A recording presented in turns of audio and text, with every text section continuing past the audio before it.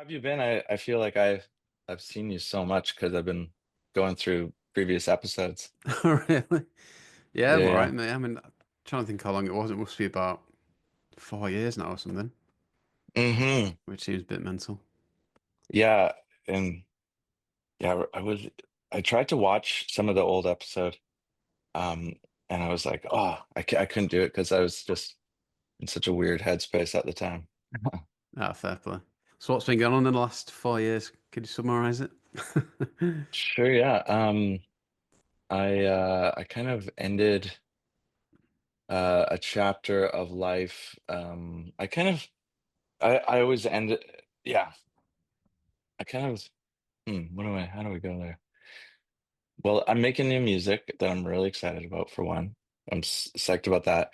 I moved to a different city, which is kind of a remote part of BC, like an hour and a half east of where I used to live. And so it's just like mountains and lake and like quite remote, but still not a long drive to get into the city for shows and meetings and what, you know. and buying used gear, which is nice.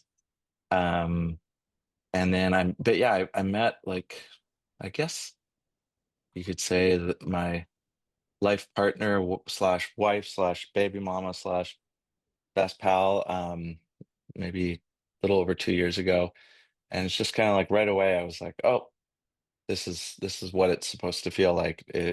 Relationships aren't meant to be just nonstop chaos. Um, And so it was just really easy we just wanted to have a baby like right away. And so we managed to hold off for like almost a year. And then so we gave, well, she gave birth to Maisie. Maisie B is her name. And then we moved out here and I moved the studio and managed to find a house that was less money than my previous house. So life is a little bit less stressful there. But I also, instead of my studio being crammed into a converted tiny garage, I've got a whole like floor that's kind of like a bunker underground with 6 rooms. So I'm in my drum room right now, and then next door right there I've got like a green screen room and a synth room. Um, and then I've got 2 guest rooms, which is super fun because then full bands can come chill here if they want. And then I have an isolated control room, and then I've been wiring it up with like Ethernet to XLR cables and stuff. So, and it's got like cables running through the walls and stuff already. Um, so yeah, it was just, and it's all concrete is the thing that I love. So I haven't had to do any like crazy soundproofing or anything. I kind of just tossed my gear up 3 months ago and just more kind of focused on cool lighting than I am on like soundproofing, which is nice. Um, yeah, and so basically, like, I feel like kind of got to a zone where I could just move my life, be a bit more isolated, hang with my best pal, and we just, you know, and our baby. We obviously we love our baby, and she's just adorable, and she's kind of like the hub of our life. And But I feel like, yeah, everything is kind of balanced in a cool way. So it just made sense to kind of finally start making my own music again, because I just felt a lot more clarity. Yeah, yeah. I remember the last time we spoke, you asked me if I'd recommend Parenthood, so I can ask you the same question now. Oh, well, okay, so because back then your baby, like, how old was it? Like You must have two been or about something? one or something, yeah, 1 or 2 at that point, Yeah, yeah. okay. So, and first, let me ask you, so far, what has your favorite chapter been of the first 5 years? Favorite chapter, wow. Just because So some people say like, like one buddy of mine was like, oh, 6 months to 2 years is like the best. And then my cousin, she's like, well, once they can like sit up and entertain themselves and just sort of play by themselves, that's when it gets really fun. mm. But We I had a was, cool yeah, period where like um say it's like last year in nursery, like you'd have Thursday and Friday off. Um, yeah, so we had a cool period then where he could do stuff when everyone else was at work, like go to the beach and stuff, and he'd just like have a lot of space. So that was pretty. Yeah. That was a nice period. Um, And but yeah. and then like what about like the whole period of like when they're like grabbing everything and like ruining and wrecking and making a mess and you have to like watch them 24/7. Like how long does that last? Because right Well, now it's like you have to watch Maisie like a hawk or she could be she can be upstairs. Like she's not even a year and she can like zoom up the stairs so fast. It's like, what? yeah. I had to cancel. Do you remember the Ordinary Boys, the band? Oh yeah. Yeah, yeah, for I sure. I loved them. I had to cancel an episode last minute with Preston because Rory was just on the bed. The next thing I knew, he'd fallen off and hit his head on a plug. He was fine, Oh, but oh my we gosh. had to go to hospital and that just to check. But yeah, Oh, he's all right now. Like yeah, yeah, he loves his. He's got his tablet with all his games on. So if in doubt, oh, that'll chill him out if in doubt. But he's still a bit nice. manic, to be fair. Well, I I'm think girls are a bit more chilled out by all accounts. I don't know. it's funny because yeah, I mean, I from what I've noticed for sure girls are a bit more chill. Like my cousin is kind of like my sister, I guess. Second sister. She's got three boys that are 2 years apart. Right. And she's Wow. like, having kids is the best. I'm like, from what I'm looking at, I could not do it. Like you have to have a superpower. But yeah, so that I will say like that's been a bit interesting kind of figuring out how do I carve out time to work on music, which is like I need to feel like it's a selfish thing. It's for myself. I'm not, expecting it to make any money or anything like that. Like I need to know it's just a selfish joy, um, just in order for me to make the kind of music I want to make. And then somehow it adds to you know, the shower of pennies that somehow drop enough times that you can pay your bills. Like then that's sweet. But I need for it to feel like a selfish thing. But by that mentality, it's really hard to justify, your baby like reaching out to you, saying like, "Hold me," and you're just like, "Sorry, gotta just go dick around. Sorry, see you in 12 hours." So we've had to sort of think of it as like, oh, you're going to work, but it may not make any money, and you know, you can't think of it as it's making money, but you have to think that it's work in order to justify asking you know, your partner to kind of be like the sole caretaker for those hours. Which and so finding that balance, I feel like we finally found it, but it was a lot of workshopping. And then she has a home business too. Um, so it's like, yeah, scheduling is nuts. But fortunately, we have part of why we moved out here was because Drew's got a really awesome family, and they're really eager to help out where they can. So that's been such a luxury. Yeah, yeah. And I bet it's quite a good outdoor lifestyle where you are, isn't it? Quite jealous of that. Well, what part of England are you in again? Manchester, Northwest. Okay, okay. So it's like more like kind of like city A vibes, bit, yeah, right? I'm like in Greater Manchester, which is like a bit out the centre, but it's still um a bit. Well, I'm in like an apartment as well, so it's not ideal.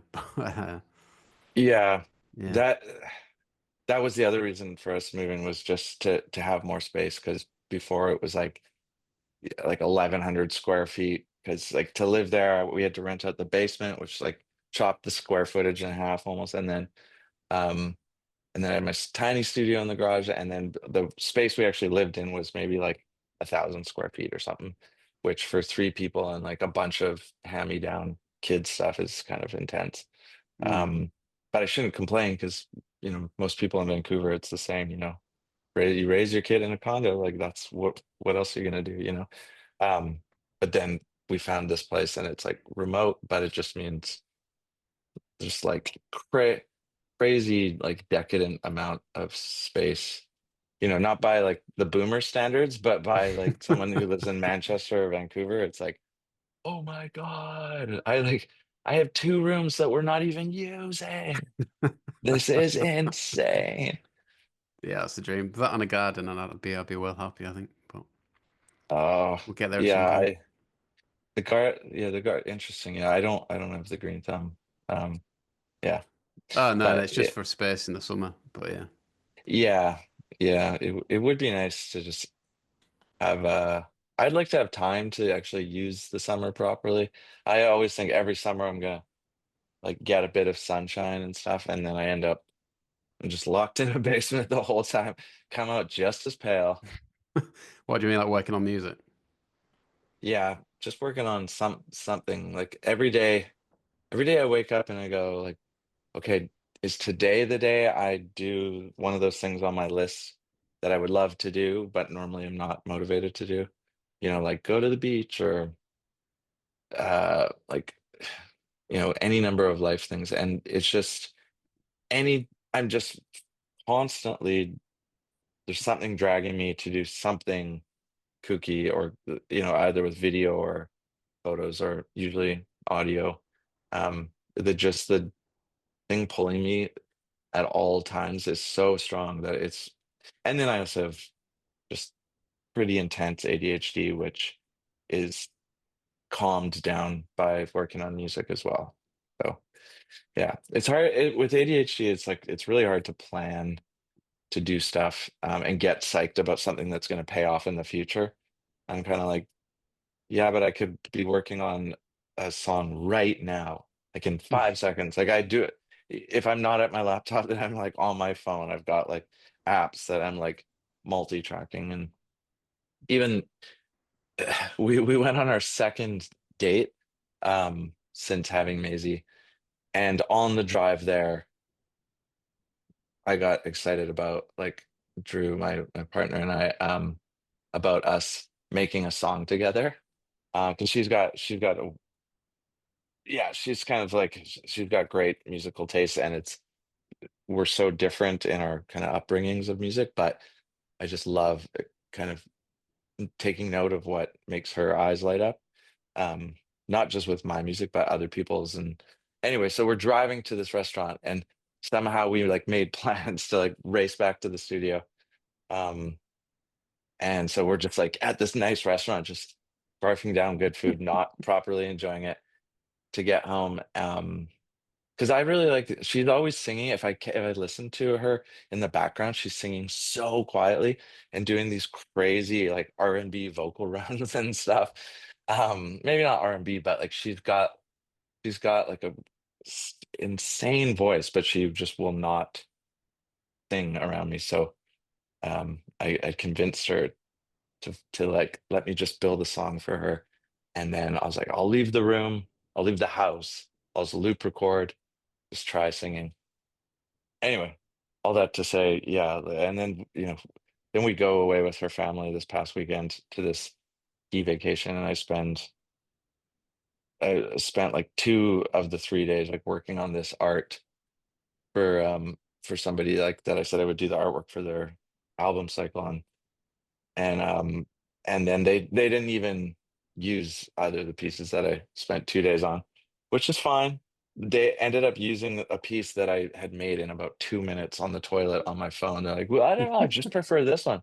Like, okay, cool. I'm stoked you're stoked. Bummed I wasted 2 days, but that's on me. So Yeah, yeah. um I and can then I imagine that was lifestyle. I yeah. think I'd be the same. Like where I don't know. Yeah, if I was doing like podcasting full time, I'd find myself hard to pull myself away from like potential work and stuff because it's could be few and far between at some point. I don't know. Yeah, exactly. And I find that's as I've gotten older too, it seems more and more crazy. It's like your brain starts to get a bit of logic entering it from different angles. And it seems ridiculous to try and make a living um, on music, especially like kind of like obscure or somewhat esoteric or um, any sort of like stuff that has like punk associated with it. It's like, what am I doing in like a small town in Canada trying to make like indie punk, whatever dance whatever crap you want to call it. Like, how am I gonna make a living from this? It seems ridiculous. So, but then if you do decide that you're gonna do that, cobble together a living, which I do manage to do, every second that you're not working at it feels also irresponsible in terms of raising a family, you know? Mm. Yeah. So yeah, it's like that constant internal voice. And I think I'm more open to talking about it lately because I feel like all my friends are in some sort of creative field to a certain extent. And everyone that's not working a job with, a retirement at the plan involved in it or whatever, with like 401k or some sort of end in sight, they're all just freaking out right now. Um, Mm. and it's kind of like, how do you turn that off? And I feel like I'm been good at turning it off, but if you actually stop and think about it, it's kind of ridiculous. So Yeah, I mean, don't your think kid will about it. help with that as well, I think. What's that? I think your kid will help in terms of like being a good distraction kind of thing. Yeah, man. Yeah, no, it's true. It's true. But yeah, it's interesting that it does the relationship that you have with yourself and how much you're able to prioritize being creative. Um, despite the noise, which, what is it? It's like 12:47 here on a Monday. So I think that noise right now is like this is like prime. Like be responsible, dude. Energy is like penetrating my brain, but I'm just fending it off at the moment. And then as the evening progresses, like I'll be I'll be back to just like, yeah, stoked to make sweet tunes. Yeah, yeah. No, it's interesting because my boy is neurodivergent, but we don't know. He's not been diagnosed or anything. So Oh, like, okay. Tell just tell me very tell aware me of that more. kind of thing. Yeah. Where, because Um, this topic comes up with Drew and I constantly. Just is I've I've got that all like in the family. I've like pretty sure I know people that are very close to me genetically that I think have neurodivergencies that they they very much like would see as like a flaw in like how the world perceives them. And I'm like, hmm. talk about it. It's great. Like the best neurodivergent people have like that offer the world the most, it feels like, so Yeah, I mean, I don't know. He's kind of working our way through it, but he's just started at a specialist school this year, which we're relieved to get him into. This is quite limited places. Um, it, so I think he's definitely in the that's right environment key. now, which is a big relief. Yeah. That's awesome. Yeah, my nephew's going to like a school um for like gifted kids, but kind of like what is gifted? Um and it's not like a technical, it's not like there's like a genetic term like, oh, you're gifted. It's more like it's a roundabout weighing from what I gather of it to me, and I totally could be wrong, is it's in like spectrum, ADHD, gifted. It's like there's overlapping, but to me it sounds like you're just making the most of the benefits of your neurodivergencies. Like and I feel like there is like um the extreme side, like my neighbor at my old place, they ran her and her husband ran like the main school for autism in the area. And they had a daughter with autism, and she was like very like far down like on the spectrum in that like she's probably going to be living with them, till they pass away. And like, so they've like built a suite for her and everything. And then there's on the spectrum where you don't necessarily know, but it would explain, like I feel like a lot of people that know they have these kind of neurodivergent traits and sort of capitalize on them the most and figure out how to, you know, turn on the masking when it makes sense and then turn it off when they can just, channel that hyper focus and that obsession and that passion. And like, because I feel like to do anything well, to stand out from all the noise, you need to have like an obsessive drive and passion and focus that from the outside looking in just kind of looks ridiculous, and so like Drew, I know Drew also says like, I like you're on the spectrum to a certain degree. Like, okay. So I asked my neighbor, and she's like, you can sign up for tests. It takes 6 years to maybe get a conclusion that's still an opinion. Like it's more about figuring out like, is your life working out? Is it going, do you like the direction you're moving? Then just embrace it. It's more if your neurodivergencies make your life much harder, then it makes sense to sort of like dive into it more with like specialists and stuff. And I don't know what I'm talking about, but this is what I've gathered. No, yeah, it's the same. Like it's just it's all a bit of a learning curve for us as well. But hopefully it'll turn out all right. Like I think yeah, I bought like a keyboard recently, and he's like gravitating towards that, so that's cool. Nice. That's Um, that's awesome. I think, yeah, feed their enthusiasm is yeah, key. exactly. Yeah. Like my nephew who's going to this gifted school, he they stayed here over Christmas for a couple days. And he's just gotten, for years he's been, I think he's 8, and he was obsessed with Windows operating systems. And I would always tease him. I'd be like, "Oh, you're a Windows 7 guy. It's obvious." And he'd be like, "No, I'm Windows 10." Like, and he was just so obsessed with, and he's just like an encyclopedia of knowledge about the things he's excited about. Um, anyway, so he's gotten really excited about recording recently. And then my sister also, who, the all my years of playing in bands and stuff, she was on her own trip, and we didn't really intersect it with music much at all. But then she moved to Calgary and became this crazy, like one of the more in-demand Irish whistle players. And now she's really excited about recording too. So the 2 days they were here, I set them up. Um, I was like, "Well, what computer do you have? Do you have a Mac?" No. I can't really afford a Mac. It's like, "Well, what do you have?" They had this old Windows, like the Touch, Microsoft Surface or whatever. I was like, okay, asking ChatGPT, like, what can I use? So anyway, I got them a version of Reaper, set them up with like, give them like a keyboard and a sound card for inputs and stuff, and I kept being like, oh man, yeah, I don't know Windows. I don't really know Reaper, but I'll do the best I can. And then they get home, and my sister calls me. She's like, yeah, our Microsoft Surface just isn't working anymore. I don't know what happened. So I guess we'll get a Mac. Can you tell me what to get? And I know Davey somehow found a way to like make it stop working. He's this like Right. little 8-year-old genius, but everything I would tell him, I'd say, "Oh, okay, you want to go into preferences, make sure your cache is set to this or whatever, just telling him this stuff."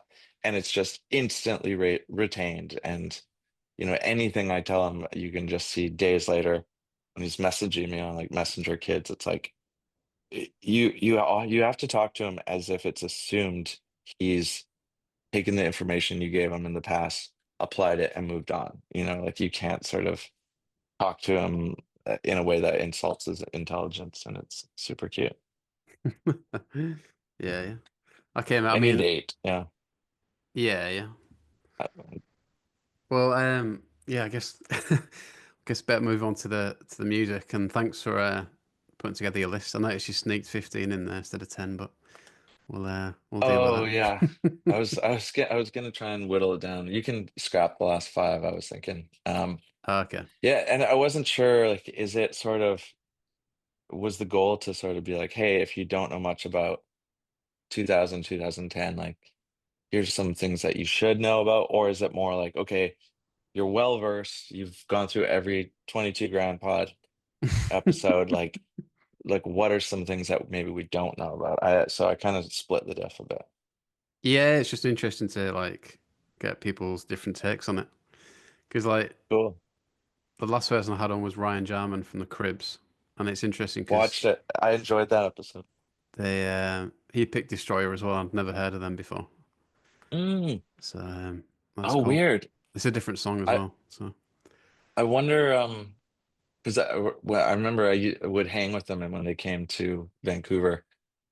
Um, and okay. I know they loved Vancouver a lot. So I would assume it was because Destroyers from Vancouver. I was assume it was during that period they would have discovered Destroyer, or maybe he's just that global. I don't know. Yeah, I don't know if they played with them at some point or something. I can't remember what I said now, but yeah, let's go to the first track anyway by a band called Moving Units. So I feel like I maybe heard this song before, but I couldn't place it. What's the story with this one? They when we were touring a lot, somebody recommended like, oh, you guys should play with Moving Units, and they were from San Diego at the time. And like when Hot Heat started in '99, we toured with this band called Radio Berlin down the West Coast. Actually, the drummer from Radio Berlin is the drummer in Destroyer, funny enough.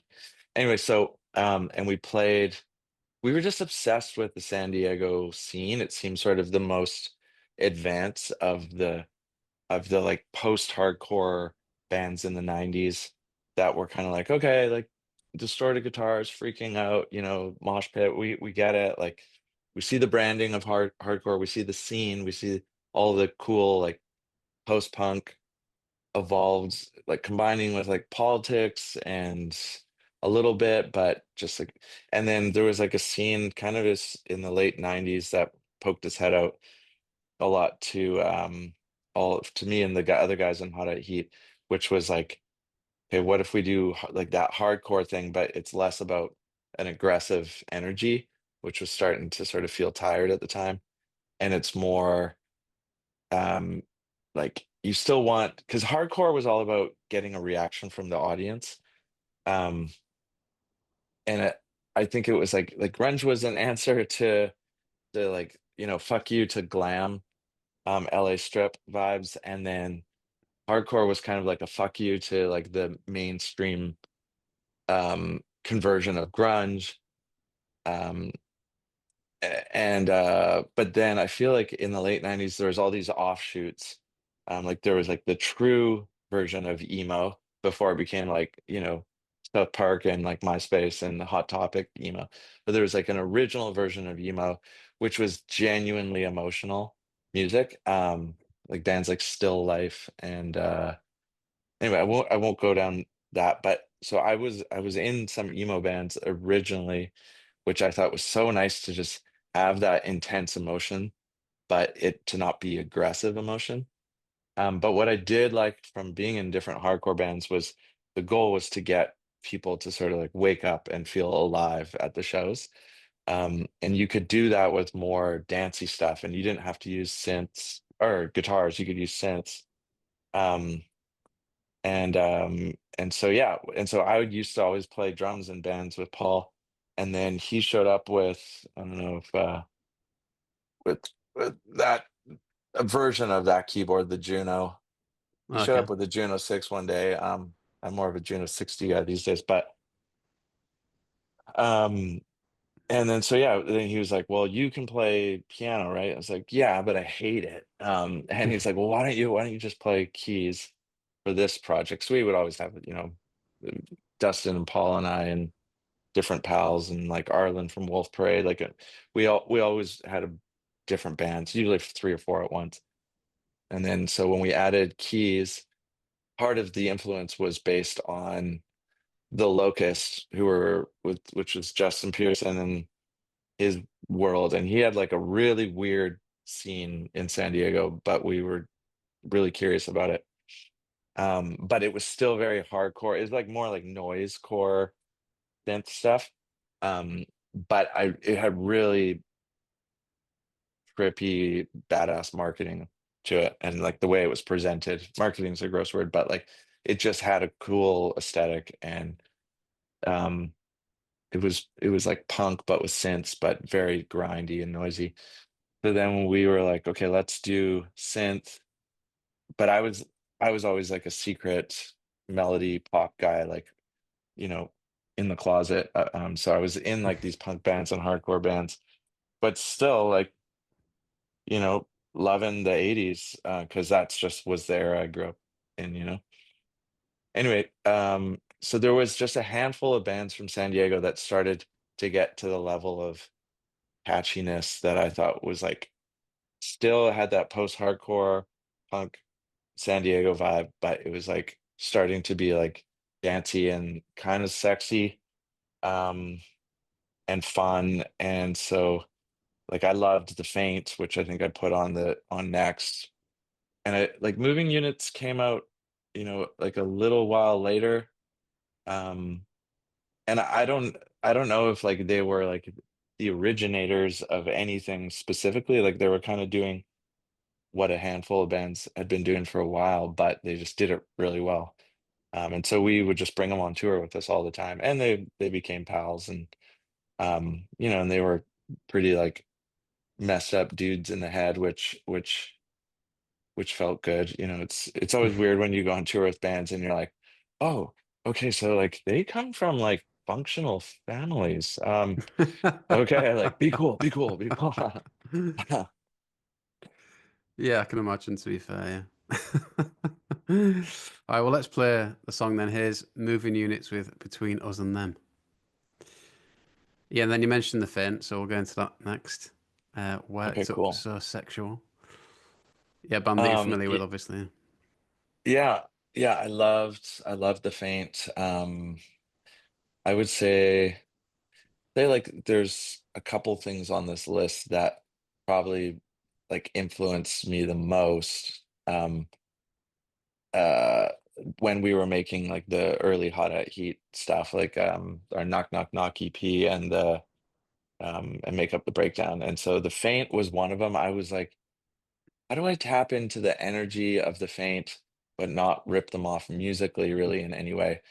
So that was partly why when we went in to do Make Up the Breakdown in the studio, like I was still writing lyrics, temporary lyrics on napkins on the ferry ride over to the day one of recording that record. And so it was like very last minute making that record. And a lot of it was sort of just still writing it in the studio. And we did that record in 6 days. So there wasn't really much time to plan. I mean, we had been writing the music, the melodies and like the chords and the arrangement and stuff in our jam spot for a good chunk of time leading up to that. But lyrically and keyboard wise, like um it was very last minute. And so I think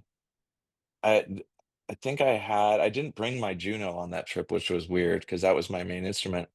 And that was sort of what tied us to like the Faint scene and their sound the most, but I just didn't decide to not bring it for some reason. So in the studio there, they had a Hammond organ. I was like, okay, I'll just play all my stuff on organ for some reason. And I didn't want to sound too much like the Faint either. So yeah, and then all of a sudden it just shifted us from like this kind of like synth hardcore dance bands to more like garage because I know like especially in the UK they NME and stuff really wanted to like give it a label, just fair enough, because how else do you describe something that people haven't heard through text. So they would call us like garage or um funk punk. I remember it was like, is that even a genre like funk punk? um but yeah, originally part of my logic with using the organ and kind of changing like the sound of the band accidentally or unknowingly a little bit was just I didn't want it to sound too much like the Faint because I was so obsessed with them at the time and I was aware of it. So I was like, how can I channel that energy but not directly their sound? But yeah, that whole album, there's two, Blank Wave Arcade, like start to finish is insane, and then Dance Macabre is the next one. Is both those records are like throw them on anytime, anywhere, and it's like, okay, yeah, I get it. This is insane. Okay, so let's play it. Here's The Faint with Worked Up So Sexual. Then the next band may be more of a familiar name to people, The Walkman. Is this a band you Mm, played with in the past? yeah, yeah. We um I also so I put it out of order, I guess, but I also put a Jonathan Fire Eater song on there. So Jonathan Fire Eater was like the first version of um of the Walkman, and they got signed to DreamWorks, I think it was, in the 90s, which it was kind of it was so rare that a band that sounded like them would get signed to a major, and the Was majors were that like this. I saw an interview with Nardwar on the Strokes, and he was talking about this. Was it Steven Spielberg who ran that label or something? I Nardwar said wonder. it was. I don't know if it was. Yeah, I mean, I wouldn't be. He probably went on to be like run DreamWorks and sort of do like A&R for them or something. But I think at the Okay, right. time it was like the DreamWorks was, yeah, not necessarily. I mean, I could be getting it wrong. I know that also Interscope was like a cool, major if there was such a thing at the time. Mm. There's very few kind of cool majors that if you were going to sign to a major, if you were like major curious, you would consider maybe Interscope, um, or like I think Columbia, or no, Geffen maybe because they signed Nirvana, and then like Radiohead, what do you call it? Their label was really sweet in the 90s. Blanking on the name right now. Yeah, Anyway, I'm not doesn't sure. matter. So yeah, Jonathan Fire Eater signed to a major, which was kind of crazy and made us go like, oh, maybe like you can sign to a major and somehow pull it off and not suck. And so yeah, we were in like the like punk house that we lived in with all these different bands kind of leading up to Hot at Heat. Jonathan Fire Eater was always on, and they became the Walkman. But I guess Stuart from Jonathan Fire Eater, I think he got like it, he got into like heroin and stuff because it was like the 90s still, um so that Jonathan Fire Eater song "Gimme Daughters" that's on the list is that whole record is nuts. And it's probably more like 1999, but apologies. No, Maybe it's all right. 2000. But then the Walkman started up, and we were kind of like, oh boy, what new Jonathan Fire Eater minus the best part. Okay, let's see. And then the first two songs they put out were "We've Been Had," which is incredible. And the one I put on the list there, which uh what's it called? Why Well, am we I had we blanking? you put We've Been Had on this one. Oh, okay, yeah, yeah. Okay, sweet. Oh yeah, sorry, "Wake Up" and "We've Been Had." Those were like the two first songs. And they had a website with just those two songs. Um, and I was like, it was because of that, I was like, okay, I'm gonna figure out how to make a website and put like just you go to our website and you can just stream the songs we recorded. Um, and I think they recorded themselves. And so I like figured out how to record, and just like mixed it myself somehow. And I was putting out how to eat songs on our website just as like click a link, just, you know, little quick time player thing pops up. And now obviously anyone can do that. But at the time that was like crazy. um, because this is like 2000, 2001 or something. Anyway, that song "We've Been Had," just that piano melody, I was obsessed with. And then we were lucky enough to do a tour with them where we would swap. Sometimes we would headline, the next night they would headline, and we would just take turns.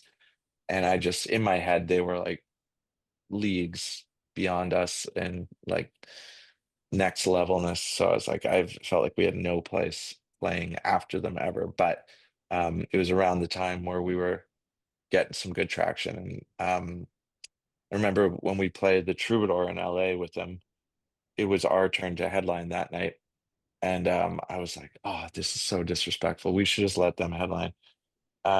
But then that was right when we were getting on the radio and stuff, and it was like just lined up around the block, and then like the stage was swarmed when we played Bandages, I think was like the song that was like that was kind of our first song in LA was Bandages. And then Warner was there, like Reprise Sire or whatever, and I think we had just signed with them. Like we had signed with them in New York maybe like a few weeks before that or something.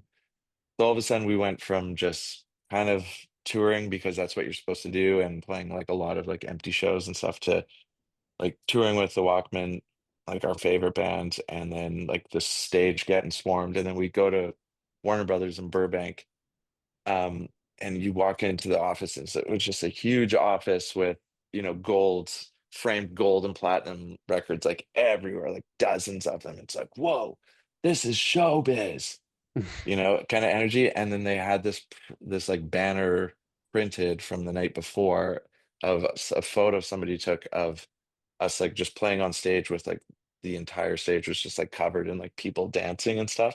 They printed it up onto this banner that was like 60 feet wide, like when you walk into Warner Brothers. Um, and it was like that was like the most sort of like showbiz kind of epiphany at the time, like, whoa, this is Hollywood. Um, but yeah, other than that moment, the rest of the tour, I felt like the Walkmen are the better band. Like they should be headlining every night. And then my love of them just continued to flourish over the years. And um, yeah, and so losing Stewart and gaining Hamilton and Lighthizer, I was like, yeah, he's as good, if not better. How is that even possible? Um, and yeah, I still stand by that. I love his solo stuff and love the Walkman. Cool. All right. Well, let's play the song. This is the Walkman with "We've Been Had." Then yeah, the next One one. Go on. Sorry. Yeah. one thing I will say is um bands that were like major label curious were also like selling your song to be used in a commercial curious around that time. Like these days it's just like, oh yeah, if you sign to a major, nobody cares. Sign to an indie, nobody cares. Like um put your song in an ad, like yeah, people probably won't see it. You probably won't get paid that much, so it's not like a huge moral dilemma like the way it was. Whereas back then, if you got an ad, that could be money that would like help you to survive as a band for like the next 2 years. So it was on one hand, it was like wicked if you got offered that, like Modest Mouse, they did a Miller Genuine Draft commercial, and everyone was like freaking out, like so bummed. And he's like, "I drink Miller Genuine Draft. I'm fine with it. I love Miller Genuine Draft." And then the Shins did like a McDonald's commercial, which was a huge scandal, even though it only ever aired like 7 times or something. Anyway, so the Walkman sold a song to Saturn, and it was that We've Been Had song. And then the whole time, and I thought it was rad because it meant they had money in their pocket and could like actually afford to tour. And, because it's not like what people say. It's like touring, you don't make great money touring. You usually lose money. Um, anyway, so I was like, yeah, fucking wicked, sell it to Saturn. Did you And ever the have like? whole, Go on. Sorry. Yeah. oh, I was gonna say the whole tour, people were yelling, play the Saturn song, play the Saturn. They were yelling, Saturn. And then when they would start that song, which is like one of the greatest songs of all time, in my opinion, you could just hear everyone yelling, Saturn. So that one, like, they didn't sneak it under the radar. It like everyone knew Walkman, Saturn. And then fortunately, Saturn went out of business. So it's all good. Yeah. I remember the first time I heard Dandy Warhols was on a huge advert over here, like a Vodafone advert. Oh, yeah. Bohemian like it. Yeah. Yeah. It's that's a weird example because yeah, the singer from Danny Warhol's, he, him and I were like as close as you could be with someone as weird as him for a while. Like he like came to our show in Portland, he's like, I'm going to take you to a strip club where it's after the show and it's like only punk chicks. And I was like, I don't like strip clubs. Like my friend, I had two girls I went to school with that took me to a strip club when I turned 18.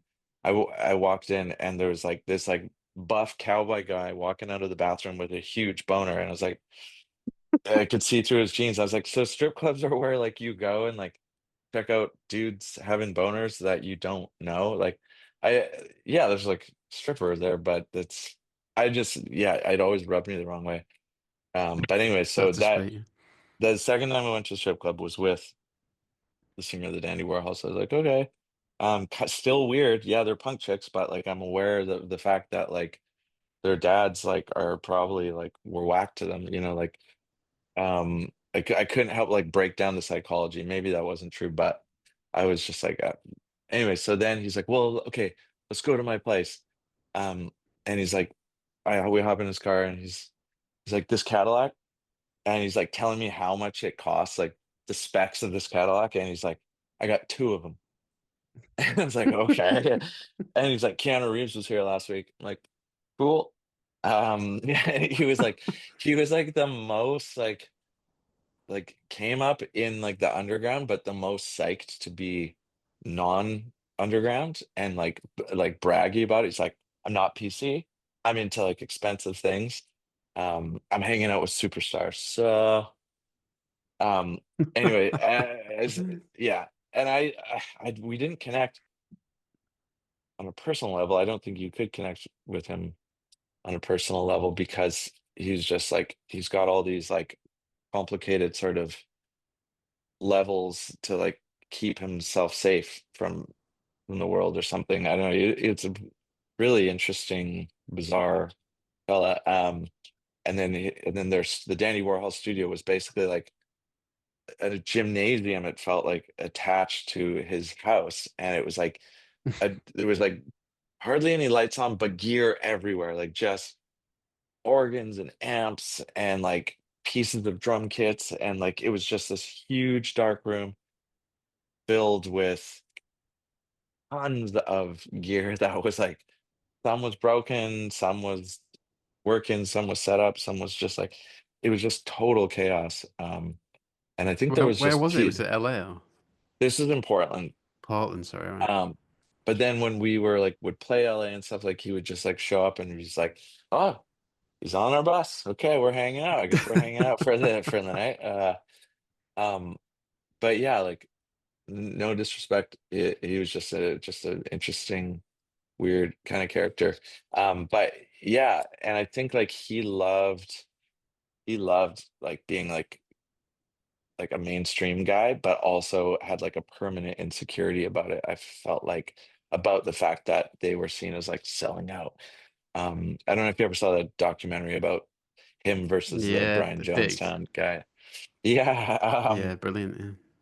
and it was like to me, it was like that whole documentary was just a prime example of how you got to just not, you got to figure out how to have a thick skin but still, because I feel like I have like a horribly not thick skin in some ways, in that certain things I allow myself to be vulnerable with, and I'm very critical of myself. And but for the most part, I've had to build like just a calloused thick skin in so many different parts of life in order to not just like want to like die while also putting myself out there. Because when you put yourself out there as like an entertainer, you're basically saying, like, okay, world, like roast me, but don't use the comedy part, just roast me, And you like work on something for 2 years and you're beating yourself up the whole time.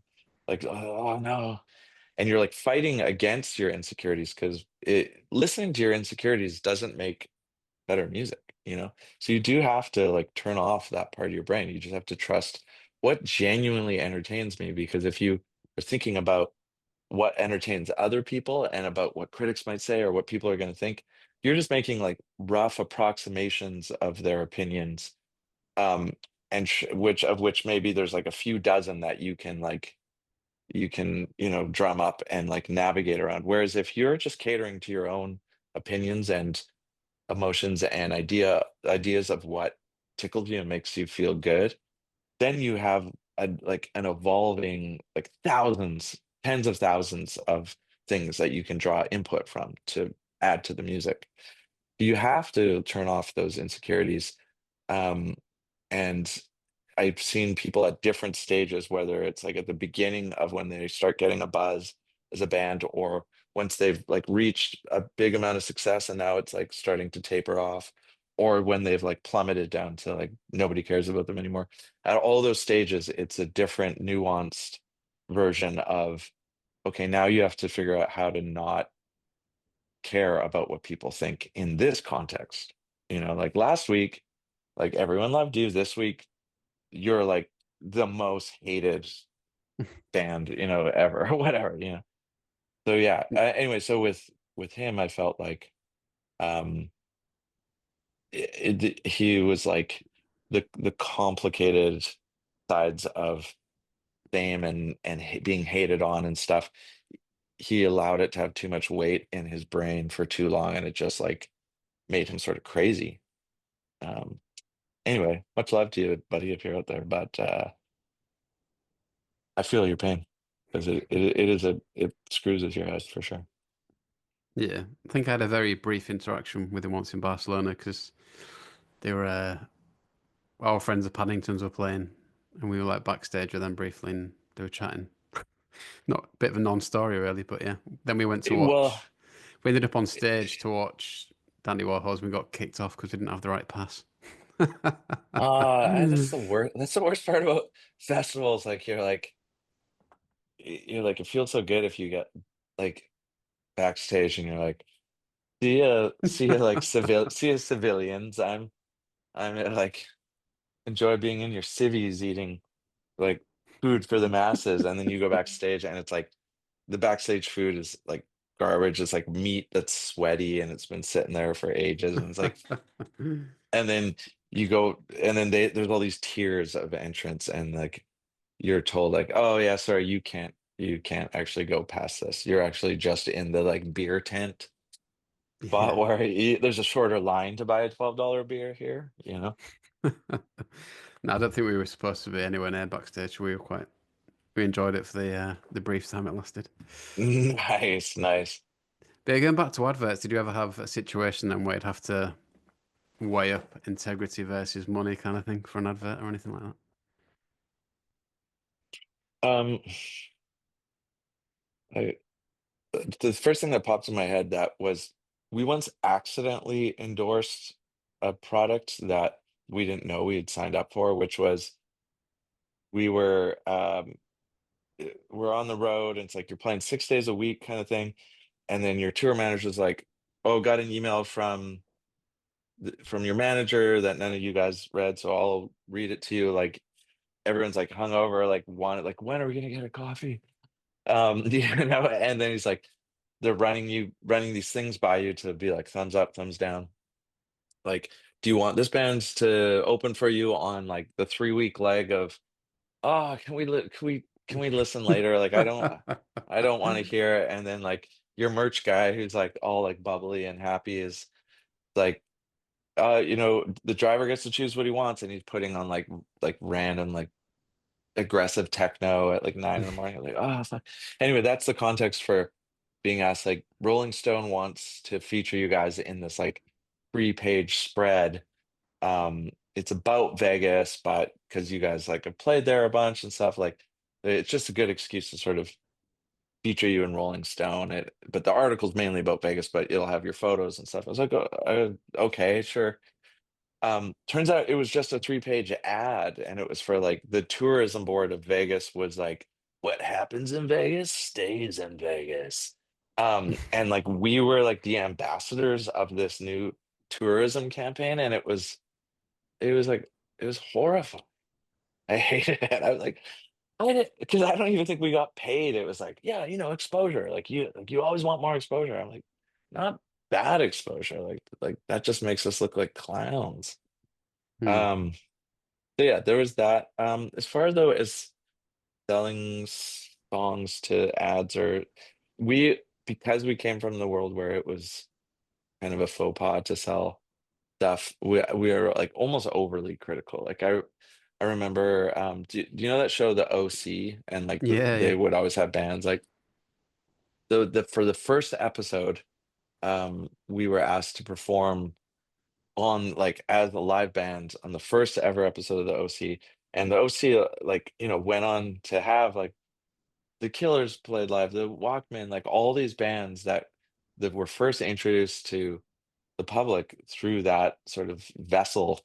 And it was, yeah, it was a cheesy show, but for whatever reason they managed to sort of navigate it so that they would get like the cred of having like indie bands perform, but the indie bands, because there was so many back-to-back episodes of indie bands performing, it was kind of like, oh yeah, it's cool. Like they're in their own bubble and it's credible, it's fine. So it seemed like a win-win, but we were asked to be in the first episode. And again, like morning time, your tour manager of the moment is like reading a note from your manager, like running it by, do you want to do this? Yes or no? And I was like, so it sounds like it's like Beverly Hills 90210, and like it sounds like the Peach Pit, and they want us just like, it sounded like very Saved by the Bell, Beverly Hills 90210 to me, and it was like, oh hell no. Um, and then yeah, and then it ended up being like a just a stupid decision because it was really helpful for the Killers and the Walkman and I think Spoon and um anyway, so then I was at some party randomly and I was telling someone this story and they're like, I know the creator, Josh Schwartz. Like I have his phone number right here. And so I just cold called him. I was like, I fucked up. I shouldn't have passed. Like, we'll do it. And then he was like, "Oh, well, we're not doing that concept of like bands playing and on the show anymore, but we do have a Christmas episode coming up if you want to write a Christmas song uh for it." And I was like, "Oh, like, but you'd have to get it done in like a couple days." So we like got a studio, we just wrote a song on the fly, like within minutes, and then and this was like we flew home, we did it in Vancouver, we just in 2 days it was done. And then at the time, randomly, I was friends with for a period with Andrew Lou Goldham, who's the Stones original manager. Um, and because I went to he was showing old Stones footage at this theater, and I went to go watch it, and I talked to him, and then I saw him in my apartment building elevator, and realized he lived like directly one floor up. I was on 2604, he was on 2704, and we just became buddies for a while and would go for dinner and stuff. And talk about the Stones, who were like my biggest influence when I was growing up. And anyway, I told him we're doing this Christmas song. And you should come by. He's like, okay. So he comes in and like the song is basically done at this point. And I guess he thought I meant like come produce us. And I was like, oh, well, we're kind of like self-producing. But so he just comes in. He's like, okay, like bring all the faders down. Bring up the drums. Like, okay, I want a string line. And he would just like sing a string line and be like a melody. And just, I'd be like, like I have like this string patch that's really cheesy. He's like, just start play this melody. And then I was like trying to like sing my vocal tics. He's like, it needs more sax. I want sax. And he just like sax. But the song is just called like Christmas Day in the Sun. And it's just about like I want to spend Christmas in California this year. But then I have like this like 7-year old like ex-heroin addict just yelling like sex. But it did help. It did teach me some things, which those two things really was when you think a song's done, bring all the faders down. Just start bringing up one at a time. So we got the drums. Okay, we like that. Bass, approved. Guitar, on the fence. Bring it down. Maybe let's just write a new part just to the bass and drums. Ignore that, pretend the guitar doesn't exist. You don't even know what the chords are. And that I think that is a great technique for production. And then also when in doubt about a lyric, like add a bit of like sex, whatever that means.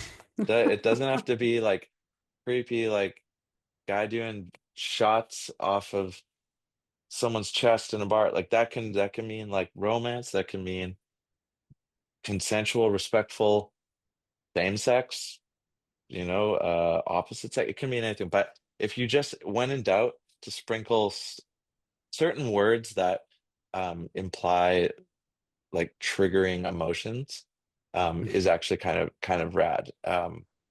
Even in this video shoot I was doing yesterday, so I'm like filming it and directing it, and I would just I would be like, okay, you're doing the same scene over and over. Each time it's slightly different. But there's I'm just something is it's just not doing it for me. And then I would just like conjure up a context. I would like paint the picture, like this is where we are. These are the kind of people there. Um, and I like got a bunch of people to come in the room, and it's just in front of a green screen, and I was just like, okay, figure out a name, figure out like what you're talking about. I want everyone yelling, talking, like because it was supposed to be a thing we're shooting at like a club where this guy notices the girl and is just like, "You want to dance?" You know?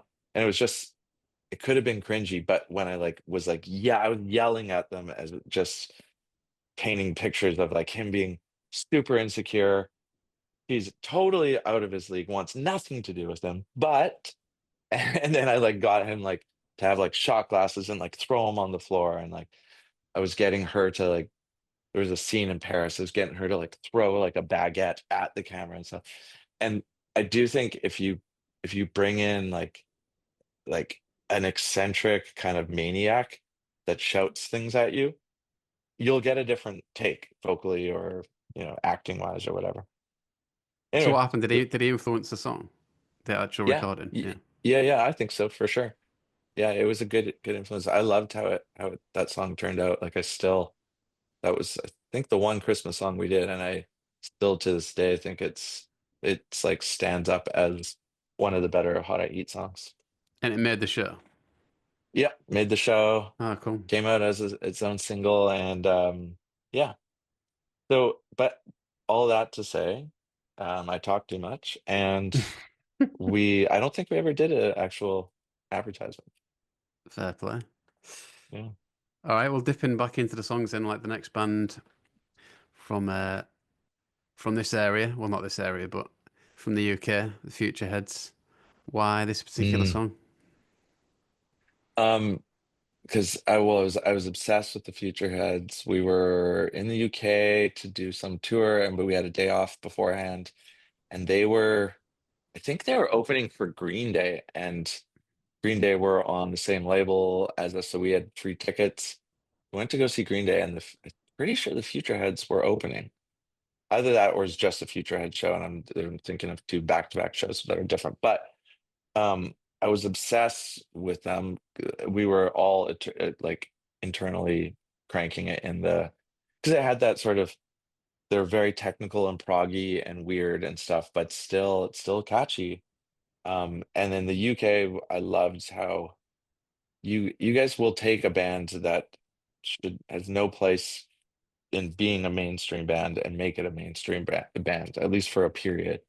And it's like I love that because I was in a relationship for a few years with a girl from actually yeah from the UK, partially from Manchester actually. And her family would just somebody's old parents and they're like, "Oh, have you heard the new Razorlight single?" Like, what?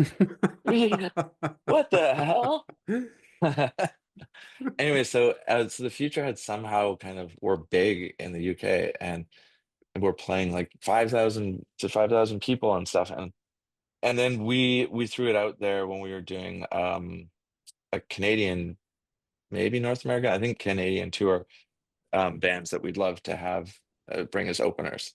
And I think it was Futureheads, Metric, and then us. And so I think we were pretty sure that was the lineup, or it was anyway, they were on the tour, and so we toured with them and really connected with their vibes and their music. And just to kind of like be hilarious, we secretly learned how to play that song Decent is it Decent Days and Nights? Is that what it's Yeah, called? yeah. Yeah, yeah. And we would end our set each night with that song as like sort of like thank you for opening for us. Like you should be the headliners kind of nod. That's it. I just wonder if there's a recording of that anyway. I would love there must be. I have so many hard drives, like terabytes of stuff I got to go through. Which I'm just slowly actually doing that. Last night I was even just going through. I went through like 1 week of photos from 2015, and I'm just choosing my favorites, and I'm making like there's so much stuff when you're on tour and stuff you're documenting, you're filming and stuff, and you just don't want to see it, again for years. But you have to remember to go back. But I would like to. to find a video of that. If somebody has it, send it, Yeah. and hopefully it doesn't suck. So, Well, let's play it anyway. Here's the Futureheads with Decent Days and Nights. And I think you mentioned Spoon a minute ago. mhm. Yeah, well, I've never heard of them before, I don't think. What's Oh, the okay. story with this? Oh man. Okay. Well, someone came up to me, I think in like 2003 and remember they came, I was setting down my keyboard and we're still kind of small. And they were like, "Hey, you guys sound like Spoon. Like, do you know Spoon?" Um, and I was like, "No, I'll check them out." And I did, which was, I think the album was Kill the Moonlight. And that, like, every single song is incredible. And then Ga Ga Ga Ga Ga, which is that album. I think I chose Don't Make Me a Target. Is that the one? Yeah. Yeah, that's the first song from that record. But that whole record is just a masterpiece. And the drummer, I believe, is the main sort of engineer producer behind making their records. So in 2008, when I was decided I was gonna teach myself how to record properly and just start recording all the how to eat stuff moving forward, I was heavily influenced by Gaga Gaga Gaga. Um, and it's like every song on that album is just sonically like incredible mixes and masters. I'm not sure if I posted the original or the remaster. I haven't lived with the remaster enough to fully endorse the master, but uh, the original version was mastered by Howie Weinberg, and so I got Howie Weinberg to master some stuff I did because of that, and it was like way too bright. I was like, "Ah, what's going on?" So maybe that's why they had it remastered. But all that to say, the songwriting, lyrics, vocal delivery, um, arrangements, topics, I would say that record is maybe one of my all-time favorite records, easily. Okay, great. Well, let's play it. Here's Spoon with Don't Make Me a Target. Yeah, I've just seen they're pretty massive in terms of players, so I might have heard them before. I Well, don't know. yeah, it's weird though because I almost um like the biggest one on their Spotify thing is da-da-da-da-da-da-da-da-da, da-da-da-da. What's it's like Inside it's got Out, the word up. No, it's I want to say Uptown Girl, but that's not it. The Um Underdog. oh, No, Underdog, yeah. right.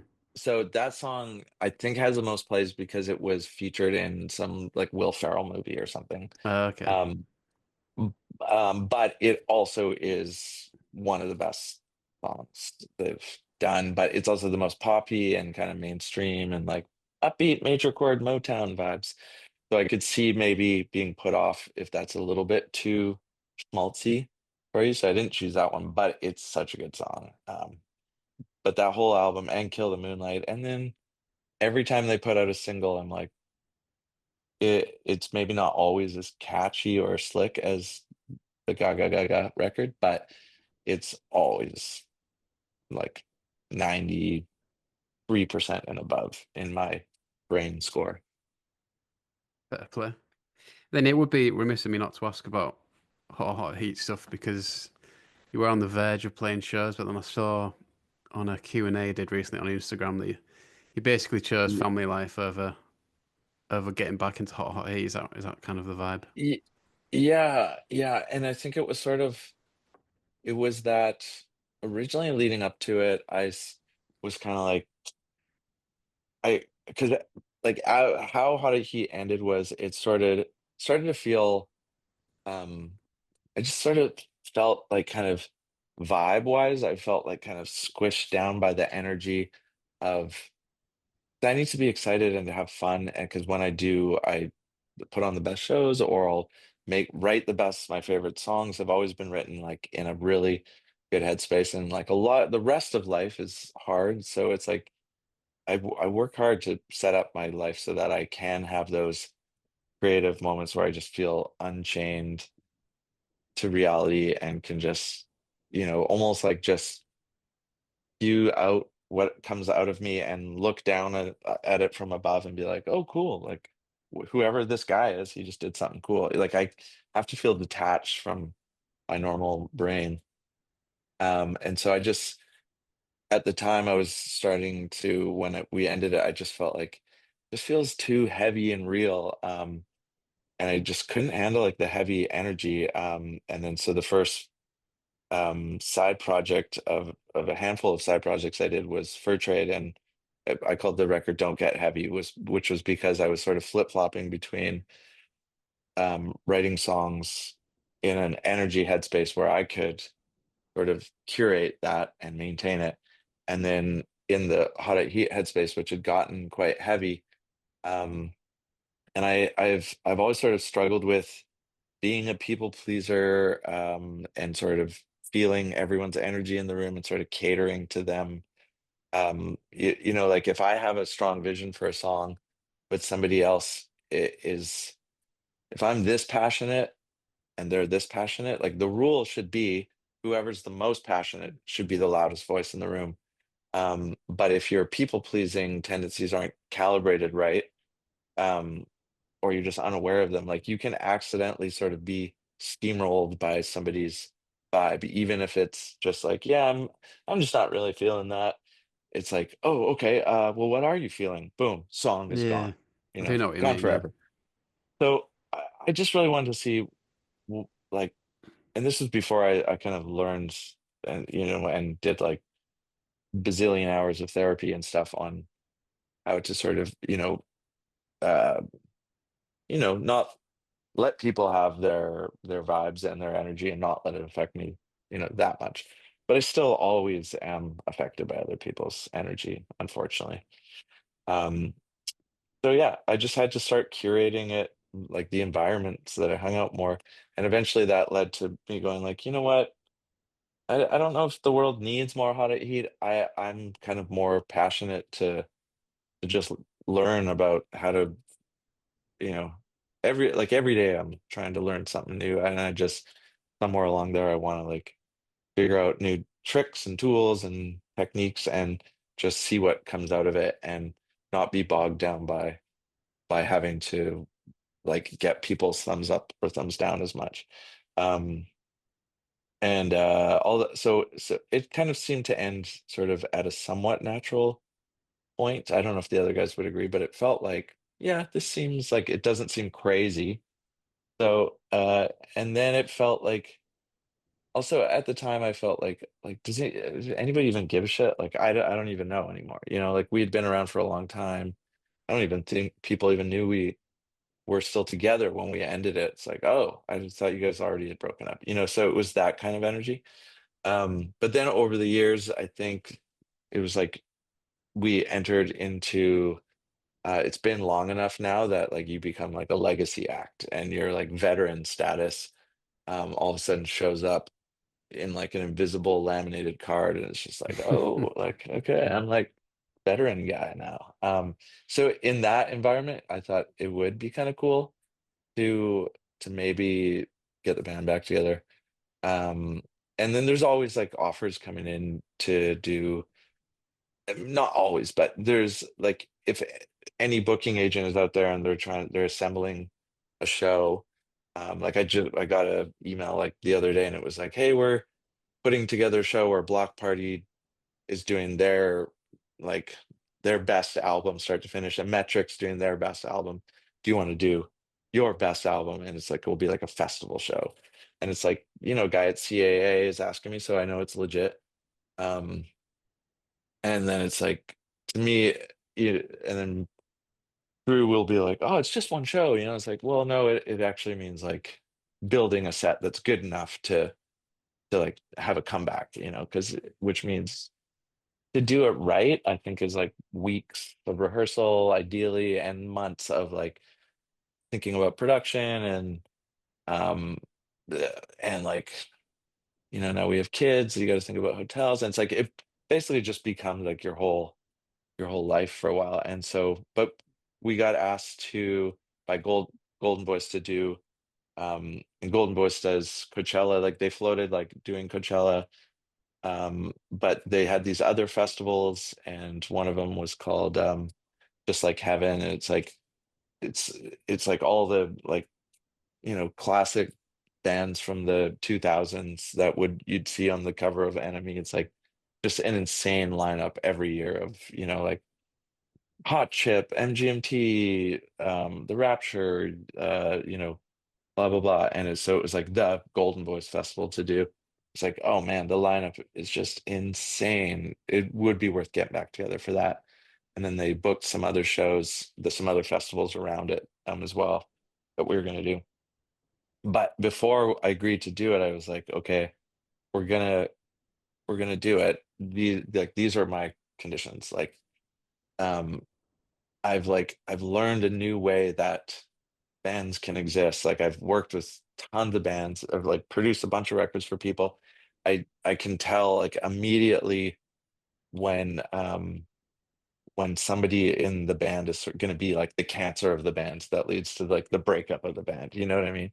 And like almost basically it's always accurate. I feel like so I know what like a cancerous headspace or a bad attitude can do to a band months down the line or years down the line, and I know what to avoid. So I'm like, unlike before, I feel like I'm very I can articulate the things that I would want from Hot at Heat. Like if we can do it, I know what I think was wrong before that led to Dante quitting and then, Dustin quitting and then me quitting. It's like I've got the puzzle pieces here for us to put together. But you got to want to do that and think about it. And so we had so many long conversations for hours of like about headspace and stuff, and about attitude and positivity, and we were going to be rehearsing. Rehearsals would start in a different city, like the week after our first daughter was born. And but Drew was like, no, you should do it. You should do it. Like, and I'm gonna be gone like for like on tour for right now it's like under a month, but it was right after Maisie was born. And I knew leading up to that, once people saw that we were touring again, then it would just be like tons of offers and it would be stupid to say no to those. So I knew it wasn't just a month. It was going to be like a good chunk of the first year minimum that Maisie was around, that I would be like either away from her or trying to bring Drew out with Maisie. Um, and then just to fast forward to Maisie being 11 months now, like traveling with a newborn is a friggin' nightmare. Like being at home with a newborn is a nightmare. Like you're not sleeping, it's unpredictable. You become a crazy person because of the lack of sleep. And it's one thing to maybe if we could do it if we knew if it was our second baby and we're like, oh, okay, this is what this period looks like. It's not always going to be like this. This is just a week, you know, that kind of stuff. But so we saw the writing on the wall. We're like, this is going to be a nightmare, but I was willing to do it as long as I thought the shows were going to be off the chain, um, because I the bar was high. Like I was always like figured out how to get into a space where my voice could hit the high notes. I could like run around and sprint and jump up and down and jump off the kick drum and like dive in the crowd and like be psyched for an hour and a half straight, 6 nights a week, despite every day being a travel day and stuff. So I was like, okay, we can do this. But it just needs to be positive and fun. That was like my only thing. It needs to be good times and family vibes. Like everyone in my life is like a family member to me. Like I pretty much only work with bands that I feel like are like brothers to me. And like I'm in a great relationship finally, and I'm with like yeah, it just felt like I'm in such a good headspace and a positive world that it's taken me like decades to finally figure out how to like have this like zero toxicity, all products like productivity high and all positive vibes for the most part. So I'm like, I'm bringing you guys in. These are the conditions. And at first it was like, yeah, we'll just keep it light. We'll keep it light, and it'll be fun. And it was amazing at first. But then it just got so heavy and intense. Um, and like all of a sudden there was like conditions and like ultimatums and um And I went like, oh, all of a sudden I started to realize, when you're kids, like you start off like you're so close and you don't really know who you are, so everyone seems the same. And then you're just like going in slightly different directions. And then after we'd been together 17 years, I'm like, okay, you're over here, I'm over here, you're over here. Um, and then when we tried to do the reunion, I realized, okay, you kept growing in that direction, I kept growing in this direction, you kept growing in the, and it was like we were actually very different people. And could I have navigated that? For sure, I'm strong enough that I could have. But um tackled with the fact that I was going to be sacrificing um having to put on so much of the like raising of Maisie on her own. And she's young, she this would be her first child too. It just seemed way too crazy. And also the fact that I was pairing it with um selling like I was fixing up a house um like nonstop to sell it at like a profit so that we could move to this house where we're at now. And I knew like we needed more space. I wanted to upgrade the house quality, but I had like a house from 1892 where I was like doing, Drew did most of the painting, but everything else other than that, I was, constantly like scrubbing stone and power washing and like learning about like weird ways to like use acid to like get moss off bricks. And like before I committed to the how to eat thing, I was like, we're gonna move and make this life incredible. And then so it's like how to heat reunion. It's like, okay, let's do it. Let's slay it. Let's make it fun. But I still need to have this life and it was like, oh yeah, don't worry. And then it just immediately went back to like old vibes. And I was like, if it wasn't for the baby, probably I could do it, but it was just all way too intense. And then the other thing was we had to sign contracts by it was like the day after Christmas or something like that. And so it was like all this heavy vibes with internally where I was like starting to panic that I wasn't going to be happy. Plus, it was like family, and Drew had like the worst pregnancy ever, um, which we have since figured out the science behind what had happened. But at the time, it was just like there was during that time she was so sick during pregnancy. There was like a 4 month window where I just had to be honest, like I don't fully remember what you're like, like because she was just in bed, like bed stricken. I moved the fridge beside her. She was just puking, uh, like not talking, not like eating and stuff like that. And it was like we chose to have a baby like in less after not knowing each other for not even a year. There was just all this like insane stuff. And then when I brought up the idea, like, okay, before we sign any contracts, I'm not sure if I can do this. The reaction I got um from them was just like not it kind of it was like void of empathy basically. It was kind of like, and that for me was just okay, that just makes it feel very much like this isn't my family and safe space, like the way I feel like everyone else in my life is. um and like I totally get why it would suck for them, in their heads, like building up to this reunion. um and I feel like they could have maybe talked me into like still doing it, but like maybe figuring out a way for it to be like, less overwhelming and intense. Um, we could have figured it out, I feel like, but the reaction, the kickback I got from wanting to like hold off on doing it, was just intense enough that I was like, okay, okay, I'm up. Um, and so yeah, I don't think I was in my best headspace. I don't think they reacted. I've been trying to talk about it without like really focusing on anything they've done wrong. You know what I mean? I'd rather be like take the blame for it because but I just think like if it was on the other way, I would have been like oh, that sucks. But like, yeah, I totally get it, Steve.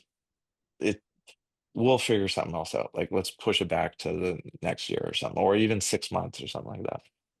Hmm. Um, yeah. So No, there you yeah, go. fair play. Totally understand why you wouldn't want to do it, but I mean, the offers will still be there every year. Do you reckon there's a chance you could do it? Yeah, I think like I would say with for me there would be, but um now that like we're kind of established in life and it's just like it's not it wouldn't be in the context of our like the last year has been like one of the most intense years of my life just with yeah, moving in studio and new city and baby and family stuff and health stuff, blah blah blah. So I feel like I would have it in me, but I I think because of the way like it kind of exploded within like a 24 to 48 hour period or like a 1 week period, it like whatever planks were left on the bridge just got friggin' torched. It was like a Molotov cocktail to that bridge. So we'll see though. You never know. Maybe there's new Yeah. bridge technology that the AI can help us with. I'm sure the law might be big enough at some point, yeah. Yeah, yeah, yeah. Um, but yeah, it's tough because uh like when you yeah, like it's kind of like the people that are in my life know like all of the different parts of me, but for anyone else that knows anything about me at all, if anything, they're like, "Oh yeah, you're the bandages guy. Okay, yeah. What? Why don't you just do it again?" It's like, yeah, yeah, okay, yeah, that's true. I could, yeah. But life is complicated, and um, yeah, it's tough because I find if you the people that I do have in my life, like I want to care for and be respectful of them and their feelings and love them, and so they're going to occupy a lot of space in my mind. So as a result, I just have to be like a better gatekeeper who I let in, um, especially as being like a recovering people pleaser.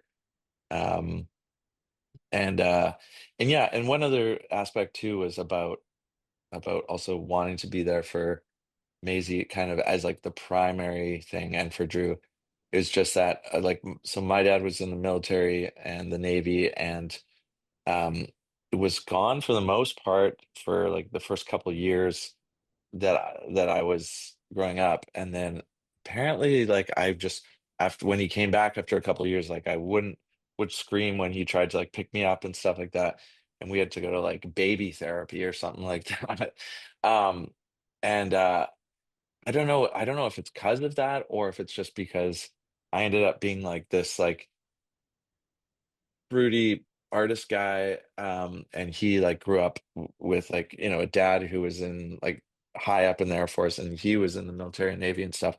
So I feel like we've never like got that figured out how to get like connected where I make sense to him and he makes sense to me and we can like know each other intimately.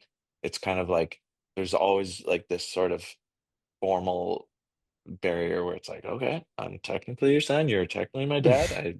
I love you, you love me.